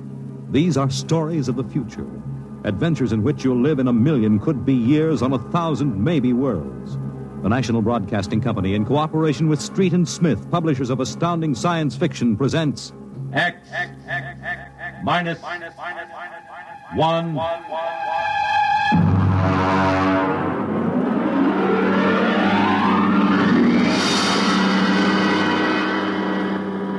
Tonight's story: Cold Equations.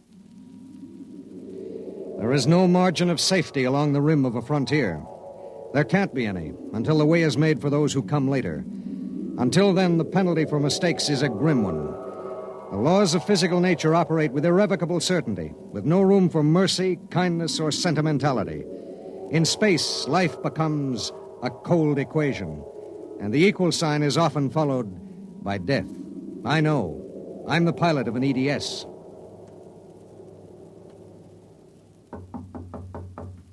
Come in. You sent for me, Commander? Yes. Sit down, Barton. We just got an ED from the Territorial Space Station on Woden. Woden. That's in the Crab Nebula, isn't it? That's right. There are 2 exploration parties there on Manning's continent. 8 men each. Mm-hmm. They've got calla fever in one of them and no serum. Oh, and I thought this was going to be a nice, quiet passenger run. Computers are working out your payload and your course right now. In exactly 10 minutes, we'll drop into normal space and launch your ship. I'll get her ready. One thing. What's that? Woden is at the maximum pay limit for an EDS. Figuring the weight of the serum, we'll be able to give you just enough fuel to land on Manning's continent if you make it the first pass. Otherwise, you'll burn out in midair. Mm-hmm. Standard procedure. Report to launching control. Right. Good luck, Barton. Thanks. Oh, by the way. Yes? When can I expect to be picked up? We'll make a stop on the run back to Earth sometime next year. You'll be notified by radio. Okay. Sorry, we can't make it sooner. That's what happens when you sign on for EDS work. I'll see you next year, Commander.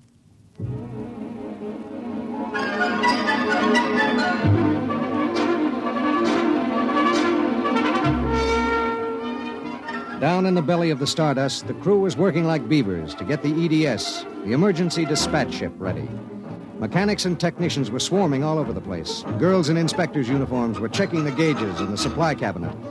9 minutes later, the exact course was in the computer. The serum was stowed in my supply cabinet closet, and little EDS 4G3 was ready to be born into space. Barton? Yes, sir. 30 seconds to blast off. All set? All set. I'm turning you over to traffic. Ready. Traffic control. Come in, EDS 4G3. Ready. 20 seconds.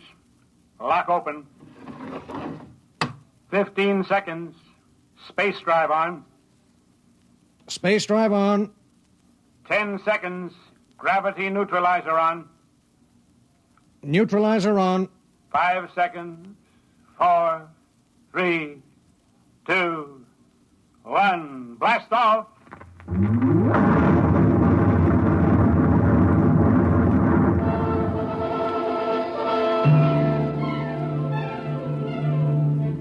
I don't remember how long it was afterwards that I first noticed something wrong.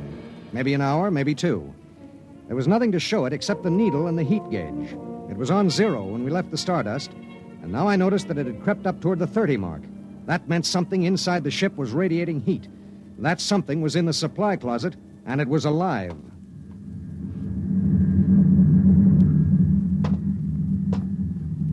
All right, come out.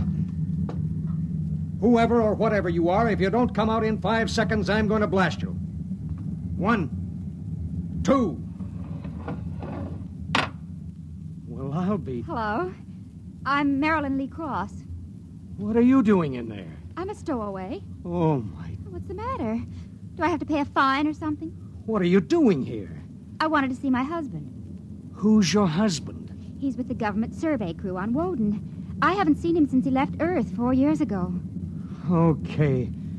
But what made you hide in my EDS? I have a job waiting for me on Mimir, but I heard you were going to Woden and there was plenty of room, so I hid. Oh, I knew I'd be breaking some kind of rule, but what's one little rule?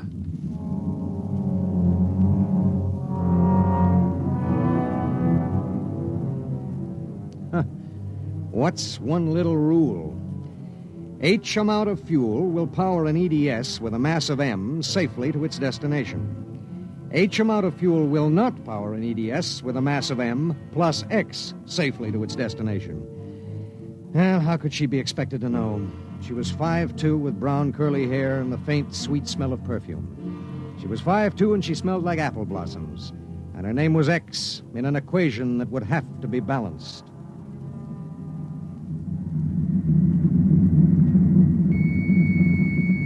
Stardust. Come in, EDS. Come in. This is Barton, emergency dispatch pilot 4G3. Go ahead. Give me Commander Delhart. What's the message, EDS? I have to consult Commander Delhart. The commander is busy. Listen, you squirt. Give me Commander Delhart. One moment, 4G3. Commander Delhart, emergency message from EGS 4G3. This is Delhart. What is it?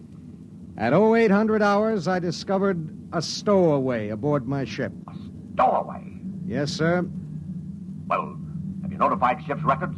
Not yet, sir. You know the regulations as well as I do. Of course I know the regulations. That's why I'm calling. Martin, what's going on? Sir, this is a girl. A young woman. Oh. She wanted to see her husband on Woden. She didn't know what she was doing. I see. I wondered, sir, maybe the cruiser could change course or something? I'm afraid not. We're hundreds of light years apart now. We have a limited fuel supply ourselves, with 900 passengers. Is there any chance? No. Okay, Skipper. Better get the information to ship's records.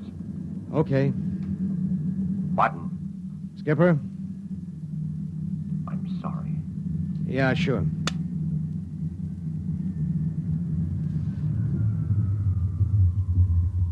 You cut our acceleration, didn't you? Yes. Why? Well, save fuel. For a while. How did you manage to stow away? Well, I was taking a language lesson in Mimirese from a girl in the inspection corps. The order came in for your trip, and I just went along on an impulse. Oh, it was easy. I'll be a model prisoner, I promise. Oh, if you were only a thief or a spy, it would make it easier. Make what easier? Forget it.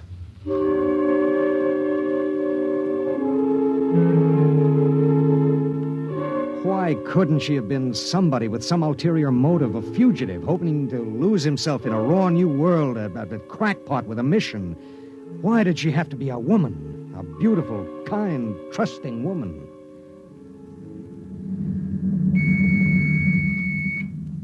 Stardust. Barton, EDS 4G3. Go ahead, 4G3. Identify a stowaway. Give me your identification disc, Miss Cross. Here. Why? Well, it's for ship's records.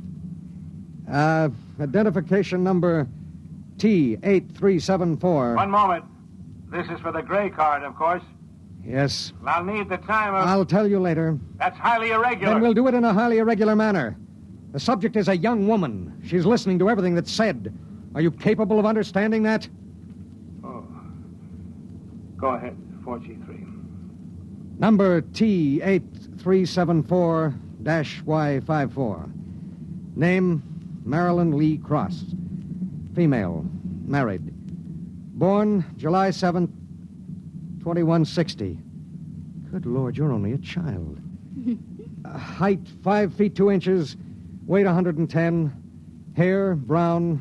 Eyes, blue. Complexion, light. Blood type, O.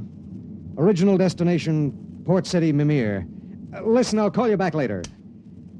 Look, miss. Marilyn. Look, Marilyn. I guess you don't know what you got yourself into here.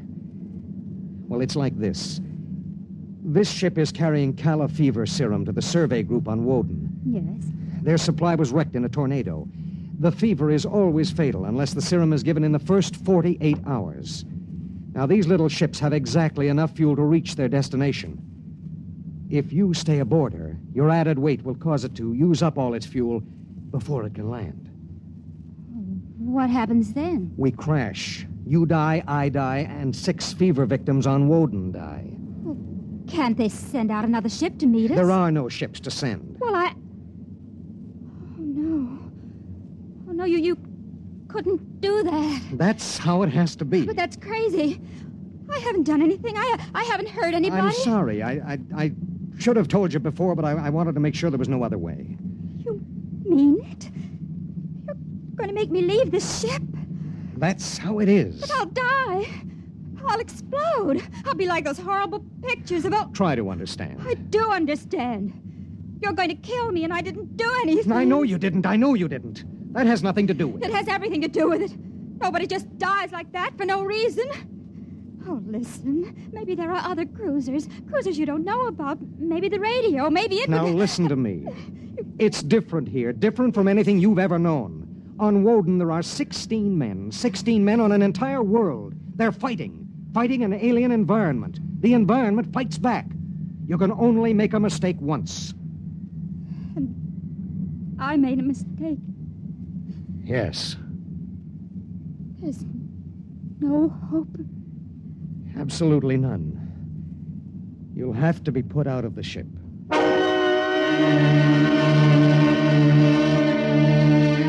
It was better so. With the going of all hope would go the fear. Then would come the resignation. She needed time, and there was so little. EDS. Starship to EDS. Need pertinent data. All right, Starship.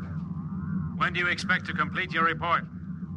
I need a computer check. I'll give you statistics. Statistics. This is EDS 4G3.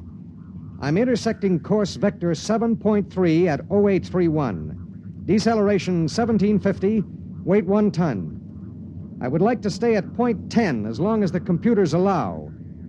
Will you give them the question? Check. I'll call you back. We wouldn't have long to wait. The new factors would be fed into the steel maw of the computer bank, and the electrical impulses would go through the complex circuits.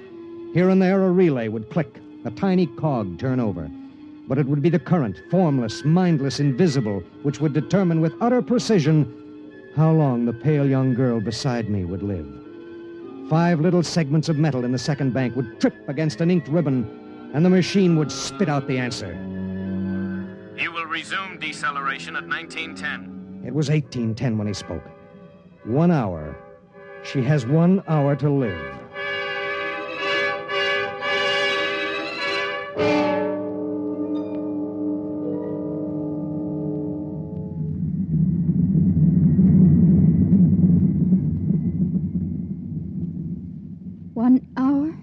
That's it.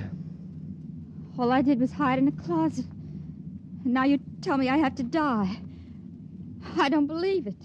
You might as well get used to it. If this happened back on Earth, 1,000 ships would fill the sky. The whole world would know about it. They'd do everything to save me. This isn't Earth. It was such a big dream.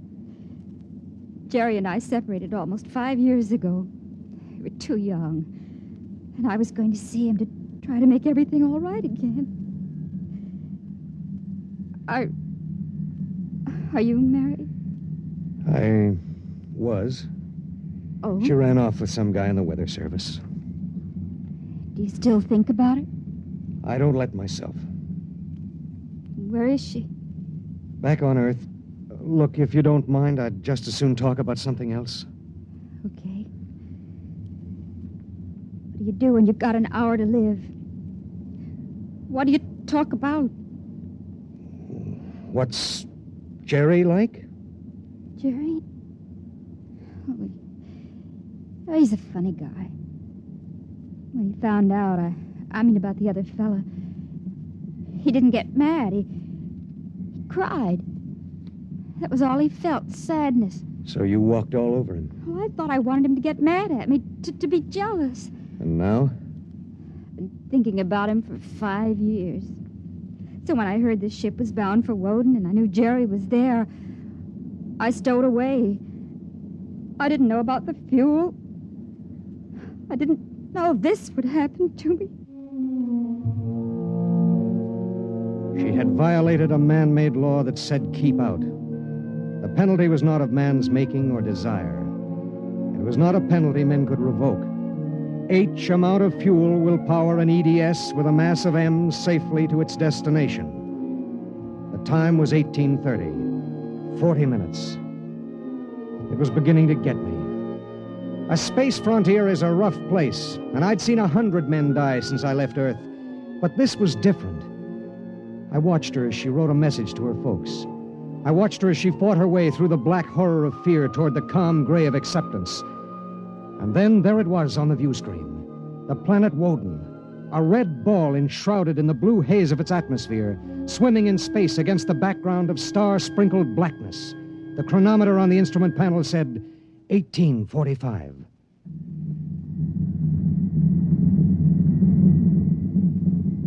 Listen, we're in radio range of Woden now. I mean, would you want me to try to contact your husband? Jerry? It'd mean he would know you're going to die. There'd be nothing anyone can do. Yes. I would like to talk to him. Do you think we can? Well, the planet is turning. If his group is on the side facing us, we might be able to reach him. Oh, try. All right. Hello. Hello, Woden. EDS to Government Survey Group. Can you hear me? Come in, Woden. They may not be monitoring. Hello? Hello. Hello. Identify yourself, please. This is Government Survey Group 1 on Planet Woden. This is John Barton, EDS pilot. You have the serum? Yes. How bad is it? 1 man died last night. 6 have the fever. How long will it take to... I start deceleration at 1910 hours. I should be able to land at 1930. Thank God. Look, do you have a Gerald Cross in charge of the group? Commander Cross? Yes, we do. Could I speak to him? He isn't here. He's out with the survey team. When do you expect him? Can't say. How do you read me? How much time do we have left for communication? Less than 15 minutes. All right. If Commander Cross comes back before we lose radio contact, will you have him buzz me? It's important. Okay, EDS. I'll keep the set open. Check.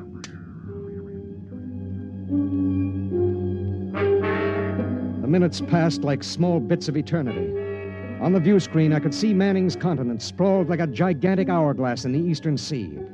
There was a thin line of shadow where it was beginning to disappear as the planet turned on its axis. I looked at the pale woman next to me, and I thought of another woman long ago who'd sat next to me and cried because I wouldn't try to understand. What had she written in those letters back home? What would they think of the faceless, unknown pilot who'd sent her to her death?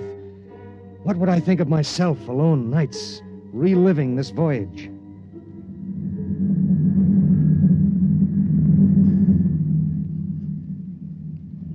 Cold, isn't it? I'll turn up the thermostat. Nothing from Jerry? We have about 2 minutes of radio contact left. Maybe it's better. I mean, suppose it were you and your wife tried to call you. How would you feel? I don't know. Do you ever hear from her? I got a letter about a year ago. I tore it up. That was foolish.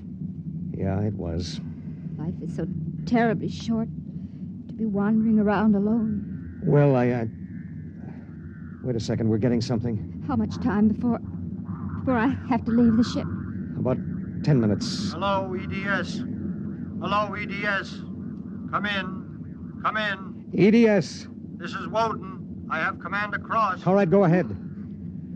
Hello, this is Commander Cross. Jerry Cross? Yes. I have someone for you. Go ahead. Hello. Jerry? Hello? Jerry? Who is it? It's me, Marilyn. Marilyn. I wanted to see you again. I stowed away on the EDS. You what? But Marilyn... It doesn't matter, Jerry. All that matters is that I can tell you all the things I've kept inside for so long. Jerry, I want you to know I've never forgotten. Oh, it's been so many years. I can't believe it. I thought I'd see you again, but now I can't. Jerry, you don't hate me, do you? Hate you? Oh, Marilyn, I've never stopped loving you. Not for an instant. Oh, Jerry. Listen, we don't have much time. The transmission is getting fuzzy. Oh, Marilyn, I've got to see you. There's got to be some way. But there isn't. Let me talk to the pilot. Give it to me. Hello. Pilot, have you called the mothership? Did you have them checked with the computers? I've done everything.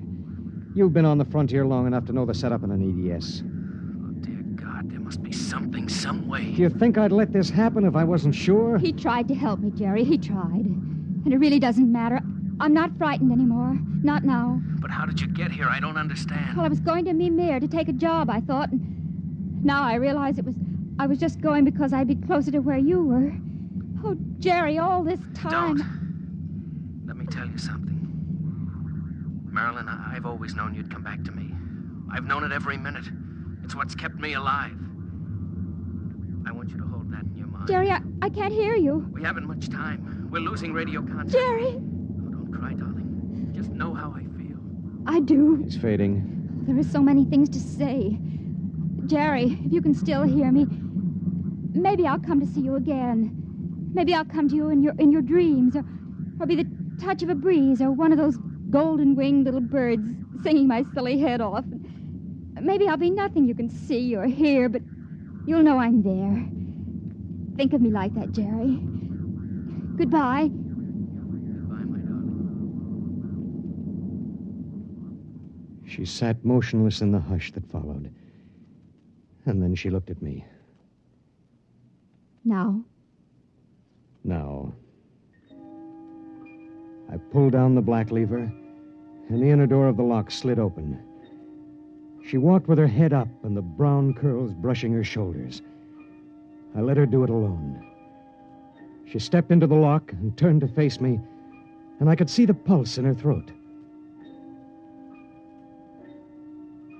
I'm ready.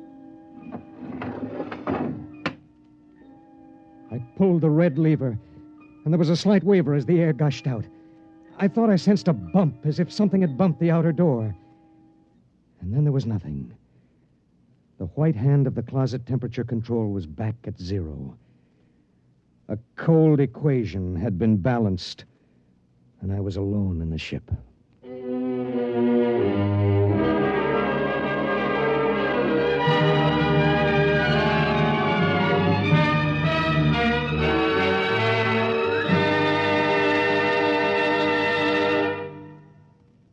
You have just heard X-1, presented by the National Broadcasting Company in cooperation with Street and Smith, publishers of astounding science fiction. Tonight, by transcription, X-1 has brought you Cold Equations, written by Tom Godwin and adapted for radio by George Lefferts. Featured in the cast were Court Benson as Barton, Jay Meredith as Marilyn, Milo Bolton as Commander Delhart, Bob Hastings as Jerry Cross, Jack Arthur as Traffic Control Officer, and Walter Kinsella as the Woden Monitor. Your announcer, Bill Rippey. X-1 was directed by Ken McGregor and is an NBC Radio Network production.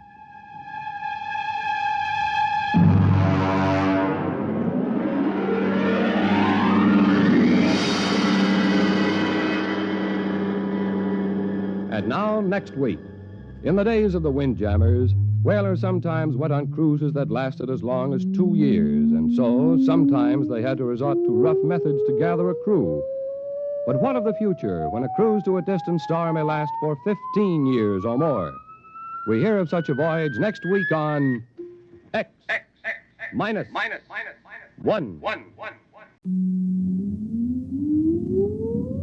Countdown for blastoff.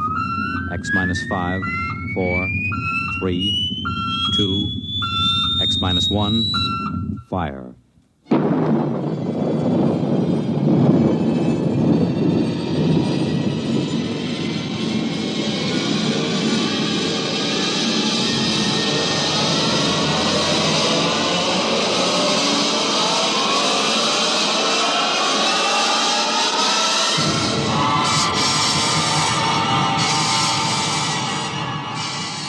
From the far horizons of the unknown come tales of new dimensions in time and space. These are stories of the future, adventures in which you'll live in a million, could be years, on 1,000 maybe worlds. The National Broadcasting Company, in cooperation with Galaxy Science Fiction Magazine, presents X-1.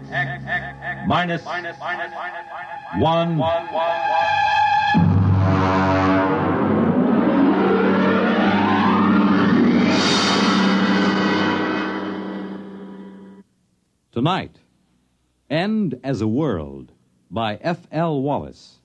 But first, hear this. When the place is fine and the time is right, when the moon is low and the stars are bright.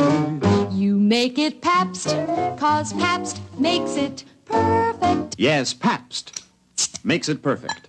just as we always have ever since 1844. So next time, you make it Pabst, because Pabst makes it perfect. America's Blue Ribbon beer from the Pabst Brewing Company, Milwaukee, Wisconsin. Yes, Pabst makes it perfect.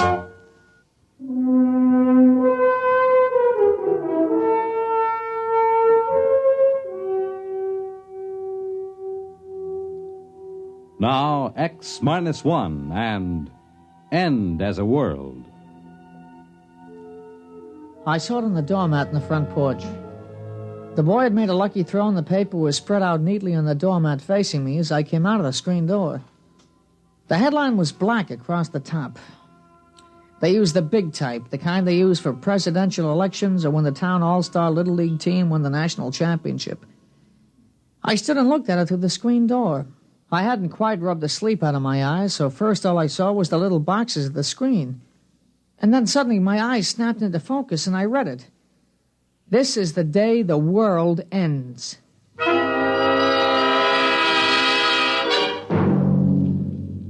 Pete! Pete, come in and eat your breakfast. Just a minute, Ma. Now, you leave the newspaper alone. You can read it later. Come on now, the eggs are getting cold. Yeah, but Ma, it's today. Well, what's today? Well, look at the headline. That's the only thing on the front page. Well, look. This is the day the world ends. Oh, that.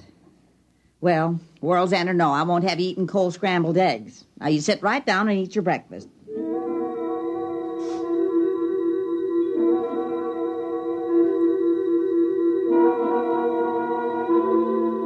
I brought the newspaper into the breakfast table. I turned to the sports page. The Dodgers were winning or losing, I forget which, and UCLA was strong and was going to beat everybody they met that fall. An H-bomb had been tested in the middle of the Pacific, blowing another island off the map, just as if we had islands to spare. Ordinarily, that would be on the front page, but not today. Now, don't get the newspaper in the egg yolk. All right, Ma. Want some toast? Peter, do you want some toast? All right, Ma.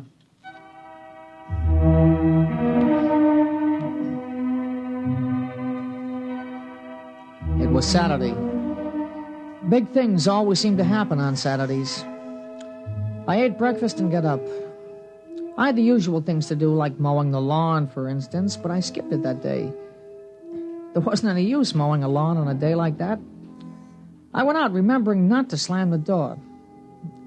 It wasn't much, but it showed thoughtfulness.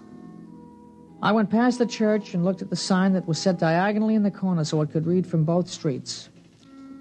There it was in big letters, quoting from the papers. This is the day the world ends. Dr. Davidson scheduled a prayer meeting for the calculated time. It was a bright day. People were out walking or just standing looking at the sky. It was too early to look up. Hey, Pete! Pete, here you are. Catch! Here! Hey! Who showed you how to throw a football? Here! Catch this! Hey, nice pass! Here you are, lateral. I got it. Here, throw me a long one, huh? I'll run out on that button hook. No, look, I don't feel like it, not today. What'll we do? Oh, listen, the new issue of Popular Rocketry came in down at Grover's. Yeah, I saw it. Or we could go down and see Howie. All right. Pete! Peter! Hey, your mother wants you. Yeah, what is it, Ma? Now, don't go too far. I've got some things I want you to do. What?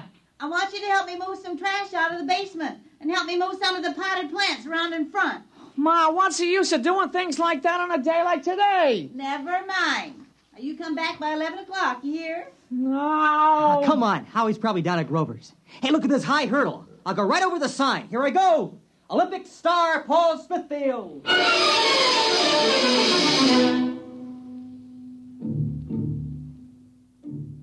He went up over the sign easily. Paul's on the track team in high school. I looked at the sign again as he went over the top. This is the day the world ends. They never said more than that, not in the newspapers or in the signs painted on the brick walls. They wanted it to hang in our minds, something we couldn't quite touch, but we knew was there. We walked along down Green Street toward Grover's. Oh, what do you think of it? What? You know, today. I don't know. What about you? We got it coming. Yeah, but will we get it? I don't know. Hey, look. It's going to be nice and bright today. Yeah, it is now. Might cloud over. Yeah, it won't matter. It'll split the sky when it comes. Hey, you hear the new song? Some disc jockey wrote it. I love you, I love you, love you. Hey, it sounds awful. Now listen.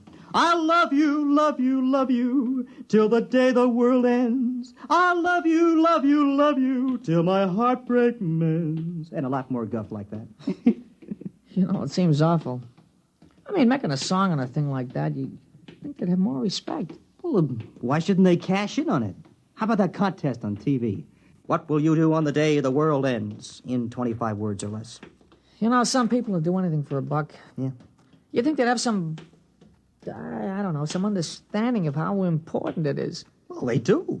You should see the souvenir stands on Main Street. You know, pennants saying the end of the world, stuff like that. That's disgusting. Grover's has an end of the world Sunday. Joey Tripp had one last night. It was really the end. Yeah, he's a pig. Yeah, it sure is. Boy, it was really something. With nuts on top.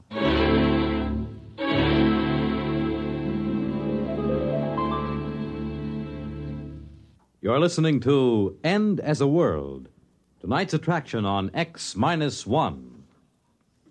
Careful planning and sensible driving add up to an enjoyable vacation trip.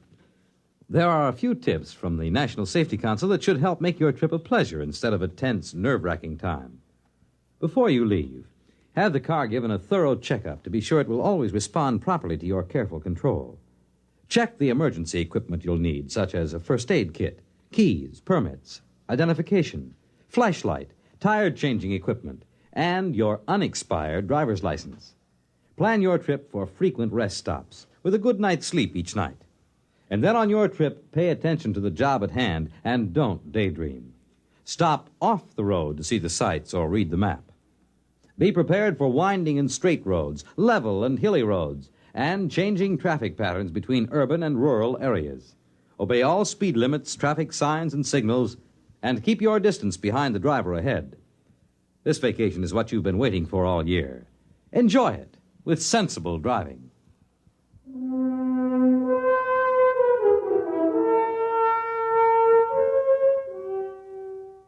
Now back to X-1 and End as a World.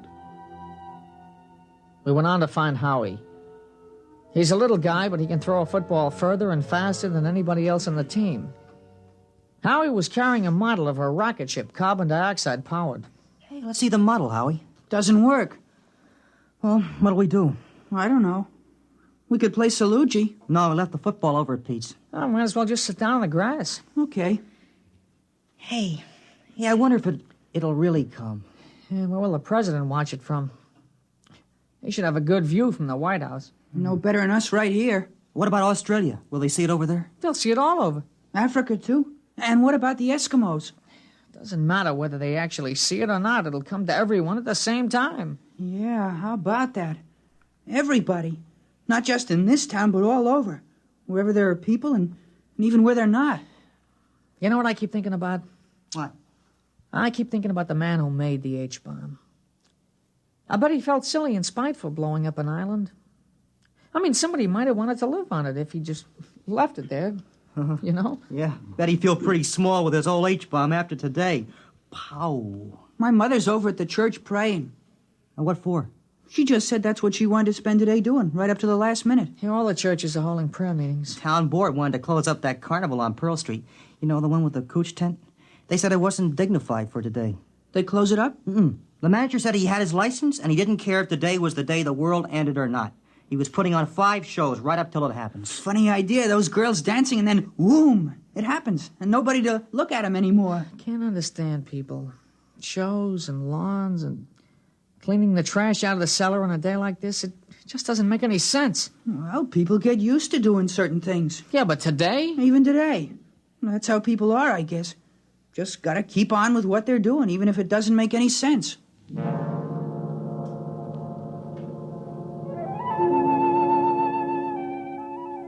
Now, we talked about it for a while, but we talked it out long ago. There was really nothing new we could say. Every once in a while, we'd look up at the sky, but it wasn't going to come until it got here. Finally, I went home for lunch. Now, you sit still and eat your lunch. Oh, Ma. It'll happen without your help. It's going to be all right. You think so? I think so. I'll give you your allowance now.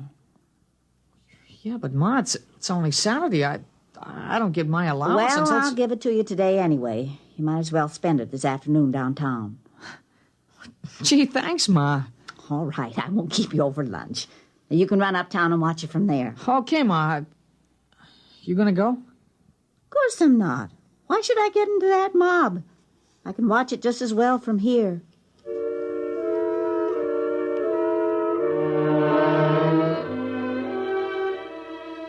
Ma, sure she could. It wasn't the same. Everybody I knew was going to be there. I changed my shirt before I left. I took a rag and wiped the dust from my shoes. I wasn't trying to be fussy or dressed up or anything. I just thought I should do it. I walked uptown slow because there was lots of time to kill. There was shade and sun on the streets and a few big clouds in the sky. I never knew how slow a day could pass. I suppose I should have slept late in the morning and kept busy doing something. Well, this was worse than putting on a uniform and waiting till game time. At least there was a coach on the field to let you know what to do as you ran through the drill. I ran into Paul at the corner of Cross and Chestnut. Hey, you nervous? No. Why should I be? You mean you're not in suspense? If only we had some way of knowing for sure.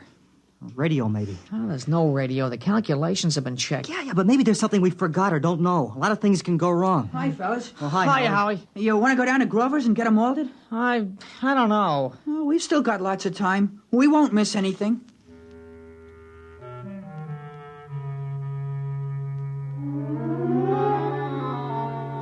We all went down and had malteds at Grover's. The television was on. They were showing a street in India with people looking up. They flashed all around to Italy, China, and Brazil. Except for their clothes, it wasn't much different from here. They were all looking up. Well, let's get outside. I haven't finished my malted. What's the difference in a day like today, huh? I want to finish my malted.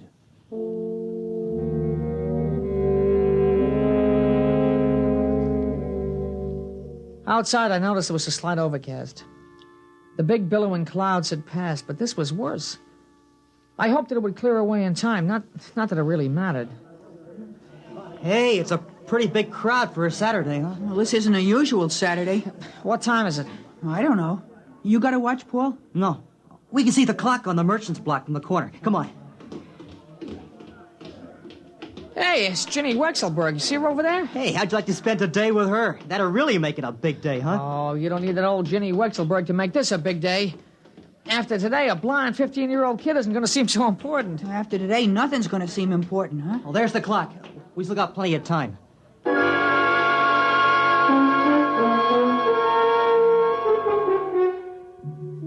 We just walked around. A few other kids from school passed by, and we stopped. It was getting closer. The space between the minutes was getting longer and longer. Hey, I'm hungry. I want to go back and get a candy bar. You're crazy. It's almost time. I got a couple of minutes. Look. Well, you just had a malted. I don't know. I'm hungry. I mean, I got a right to eat a candy bar before it happens, don't I? How can you think about food? It's only 1 minute. Well, all right. I just wanted to get one last candy bar, that's all. You think we could see better if we went across the street? It doesn't make any difference. It's going to be all over the world.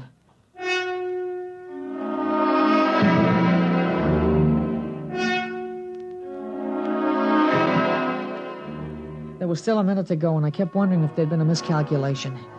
Now we were all looking up. All over the world, people were looking up. It was quiet. You could hear them breathing. I sneaked a look across the street. Ginny Wexelberg was staring up, and she was crying. I kept wondering why a pretty girl like that should be crying. And then, just as I looked back at the sky, it happened.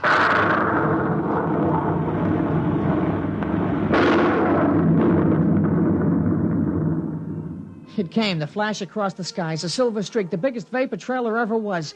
It went from this side to that side in no time. It split the sky and was gone before the shockwave hit us. Nobody said anything. We stood there and shivered and straightened up after the rumbling sound passed. You know what? It's going to go around the whole world. Well, he did it. Yeah, he did it. Yeah, he sure did. All the way to Mars and back. Safe and right on schedule. You realize that? He did it! He did it! The first trip to Mars! He's back! He's safe!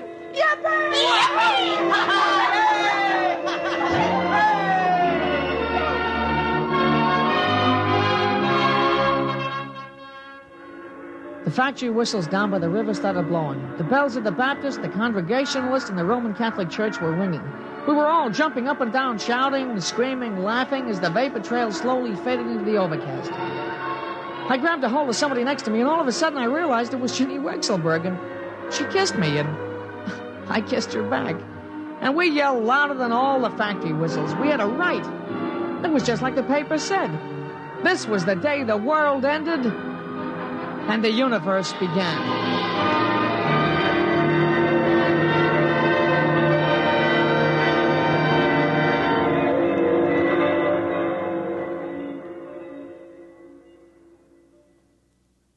This is Fred Collins, and I'll be back with a word about X-1 in a moment.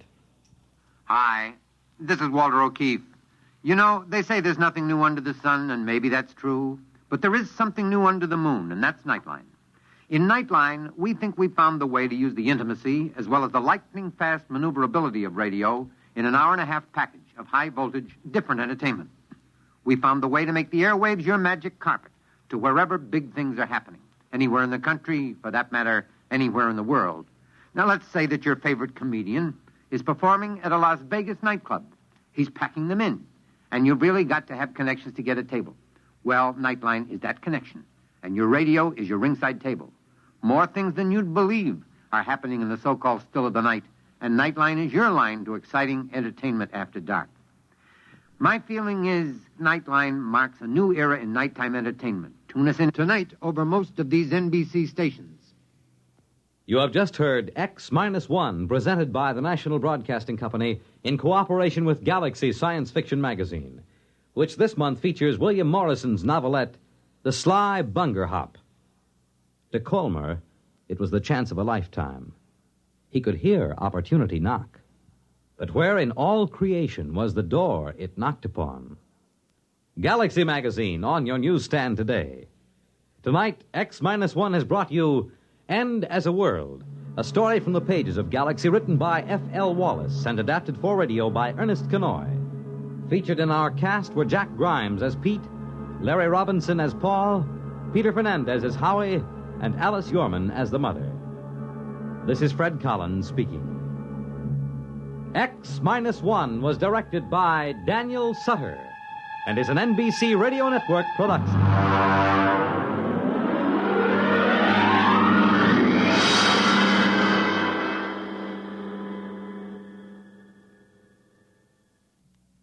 Next week on X-1, another exciting story from the pages of Galaxy. The Scapegoat by Richard Maples. If you saw a big teenage young bully beating up a helpless old man on the street, what would you do? Try to stop it? Or save your own neck by just walking away?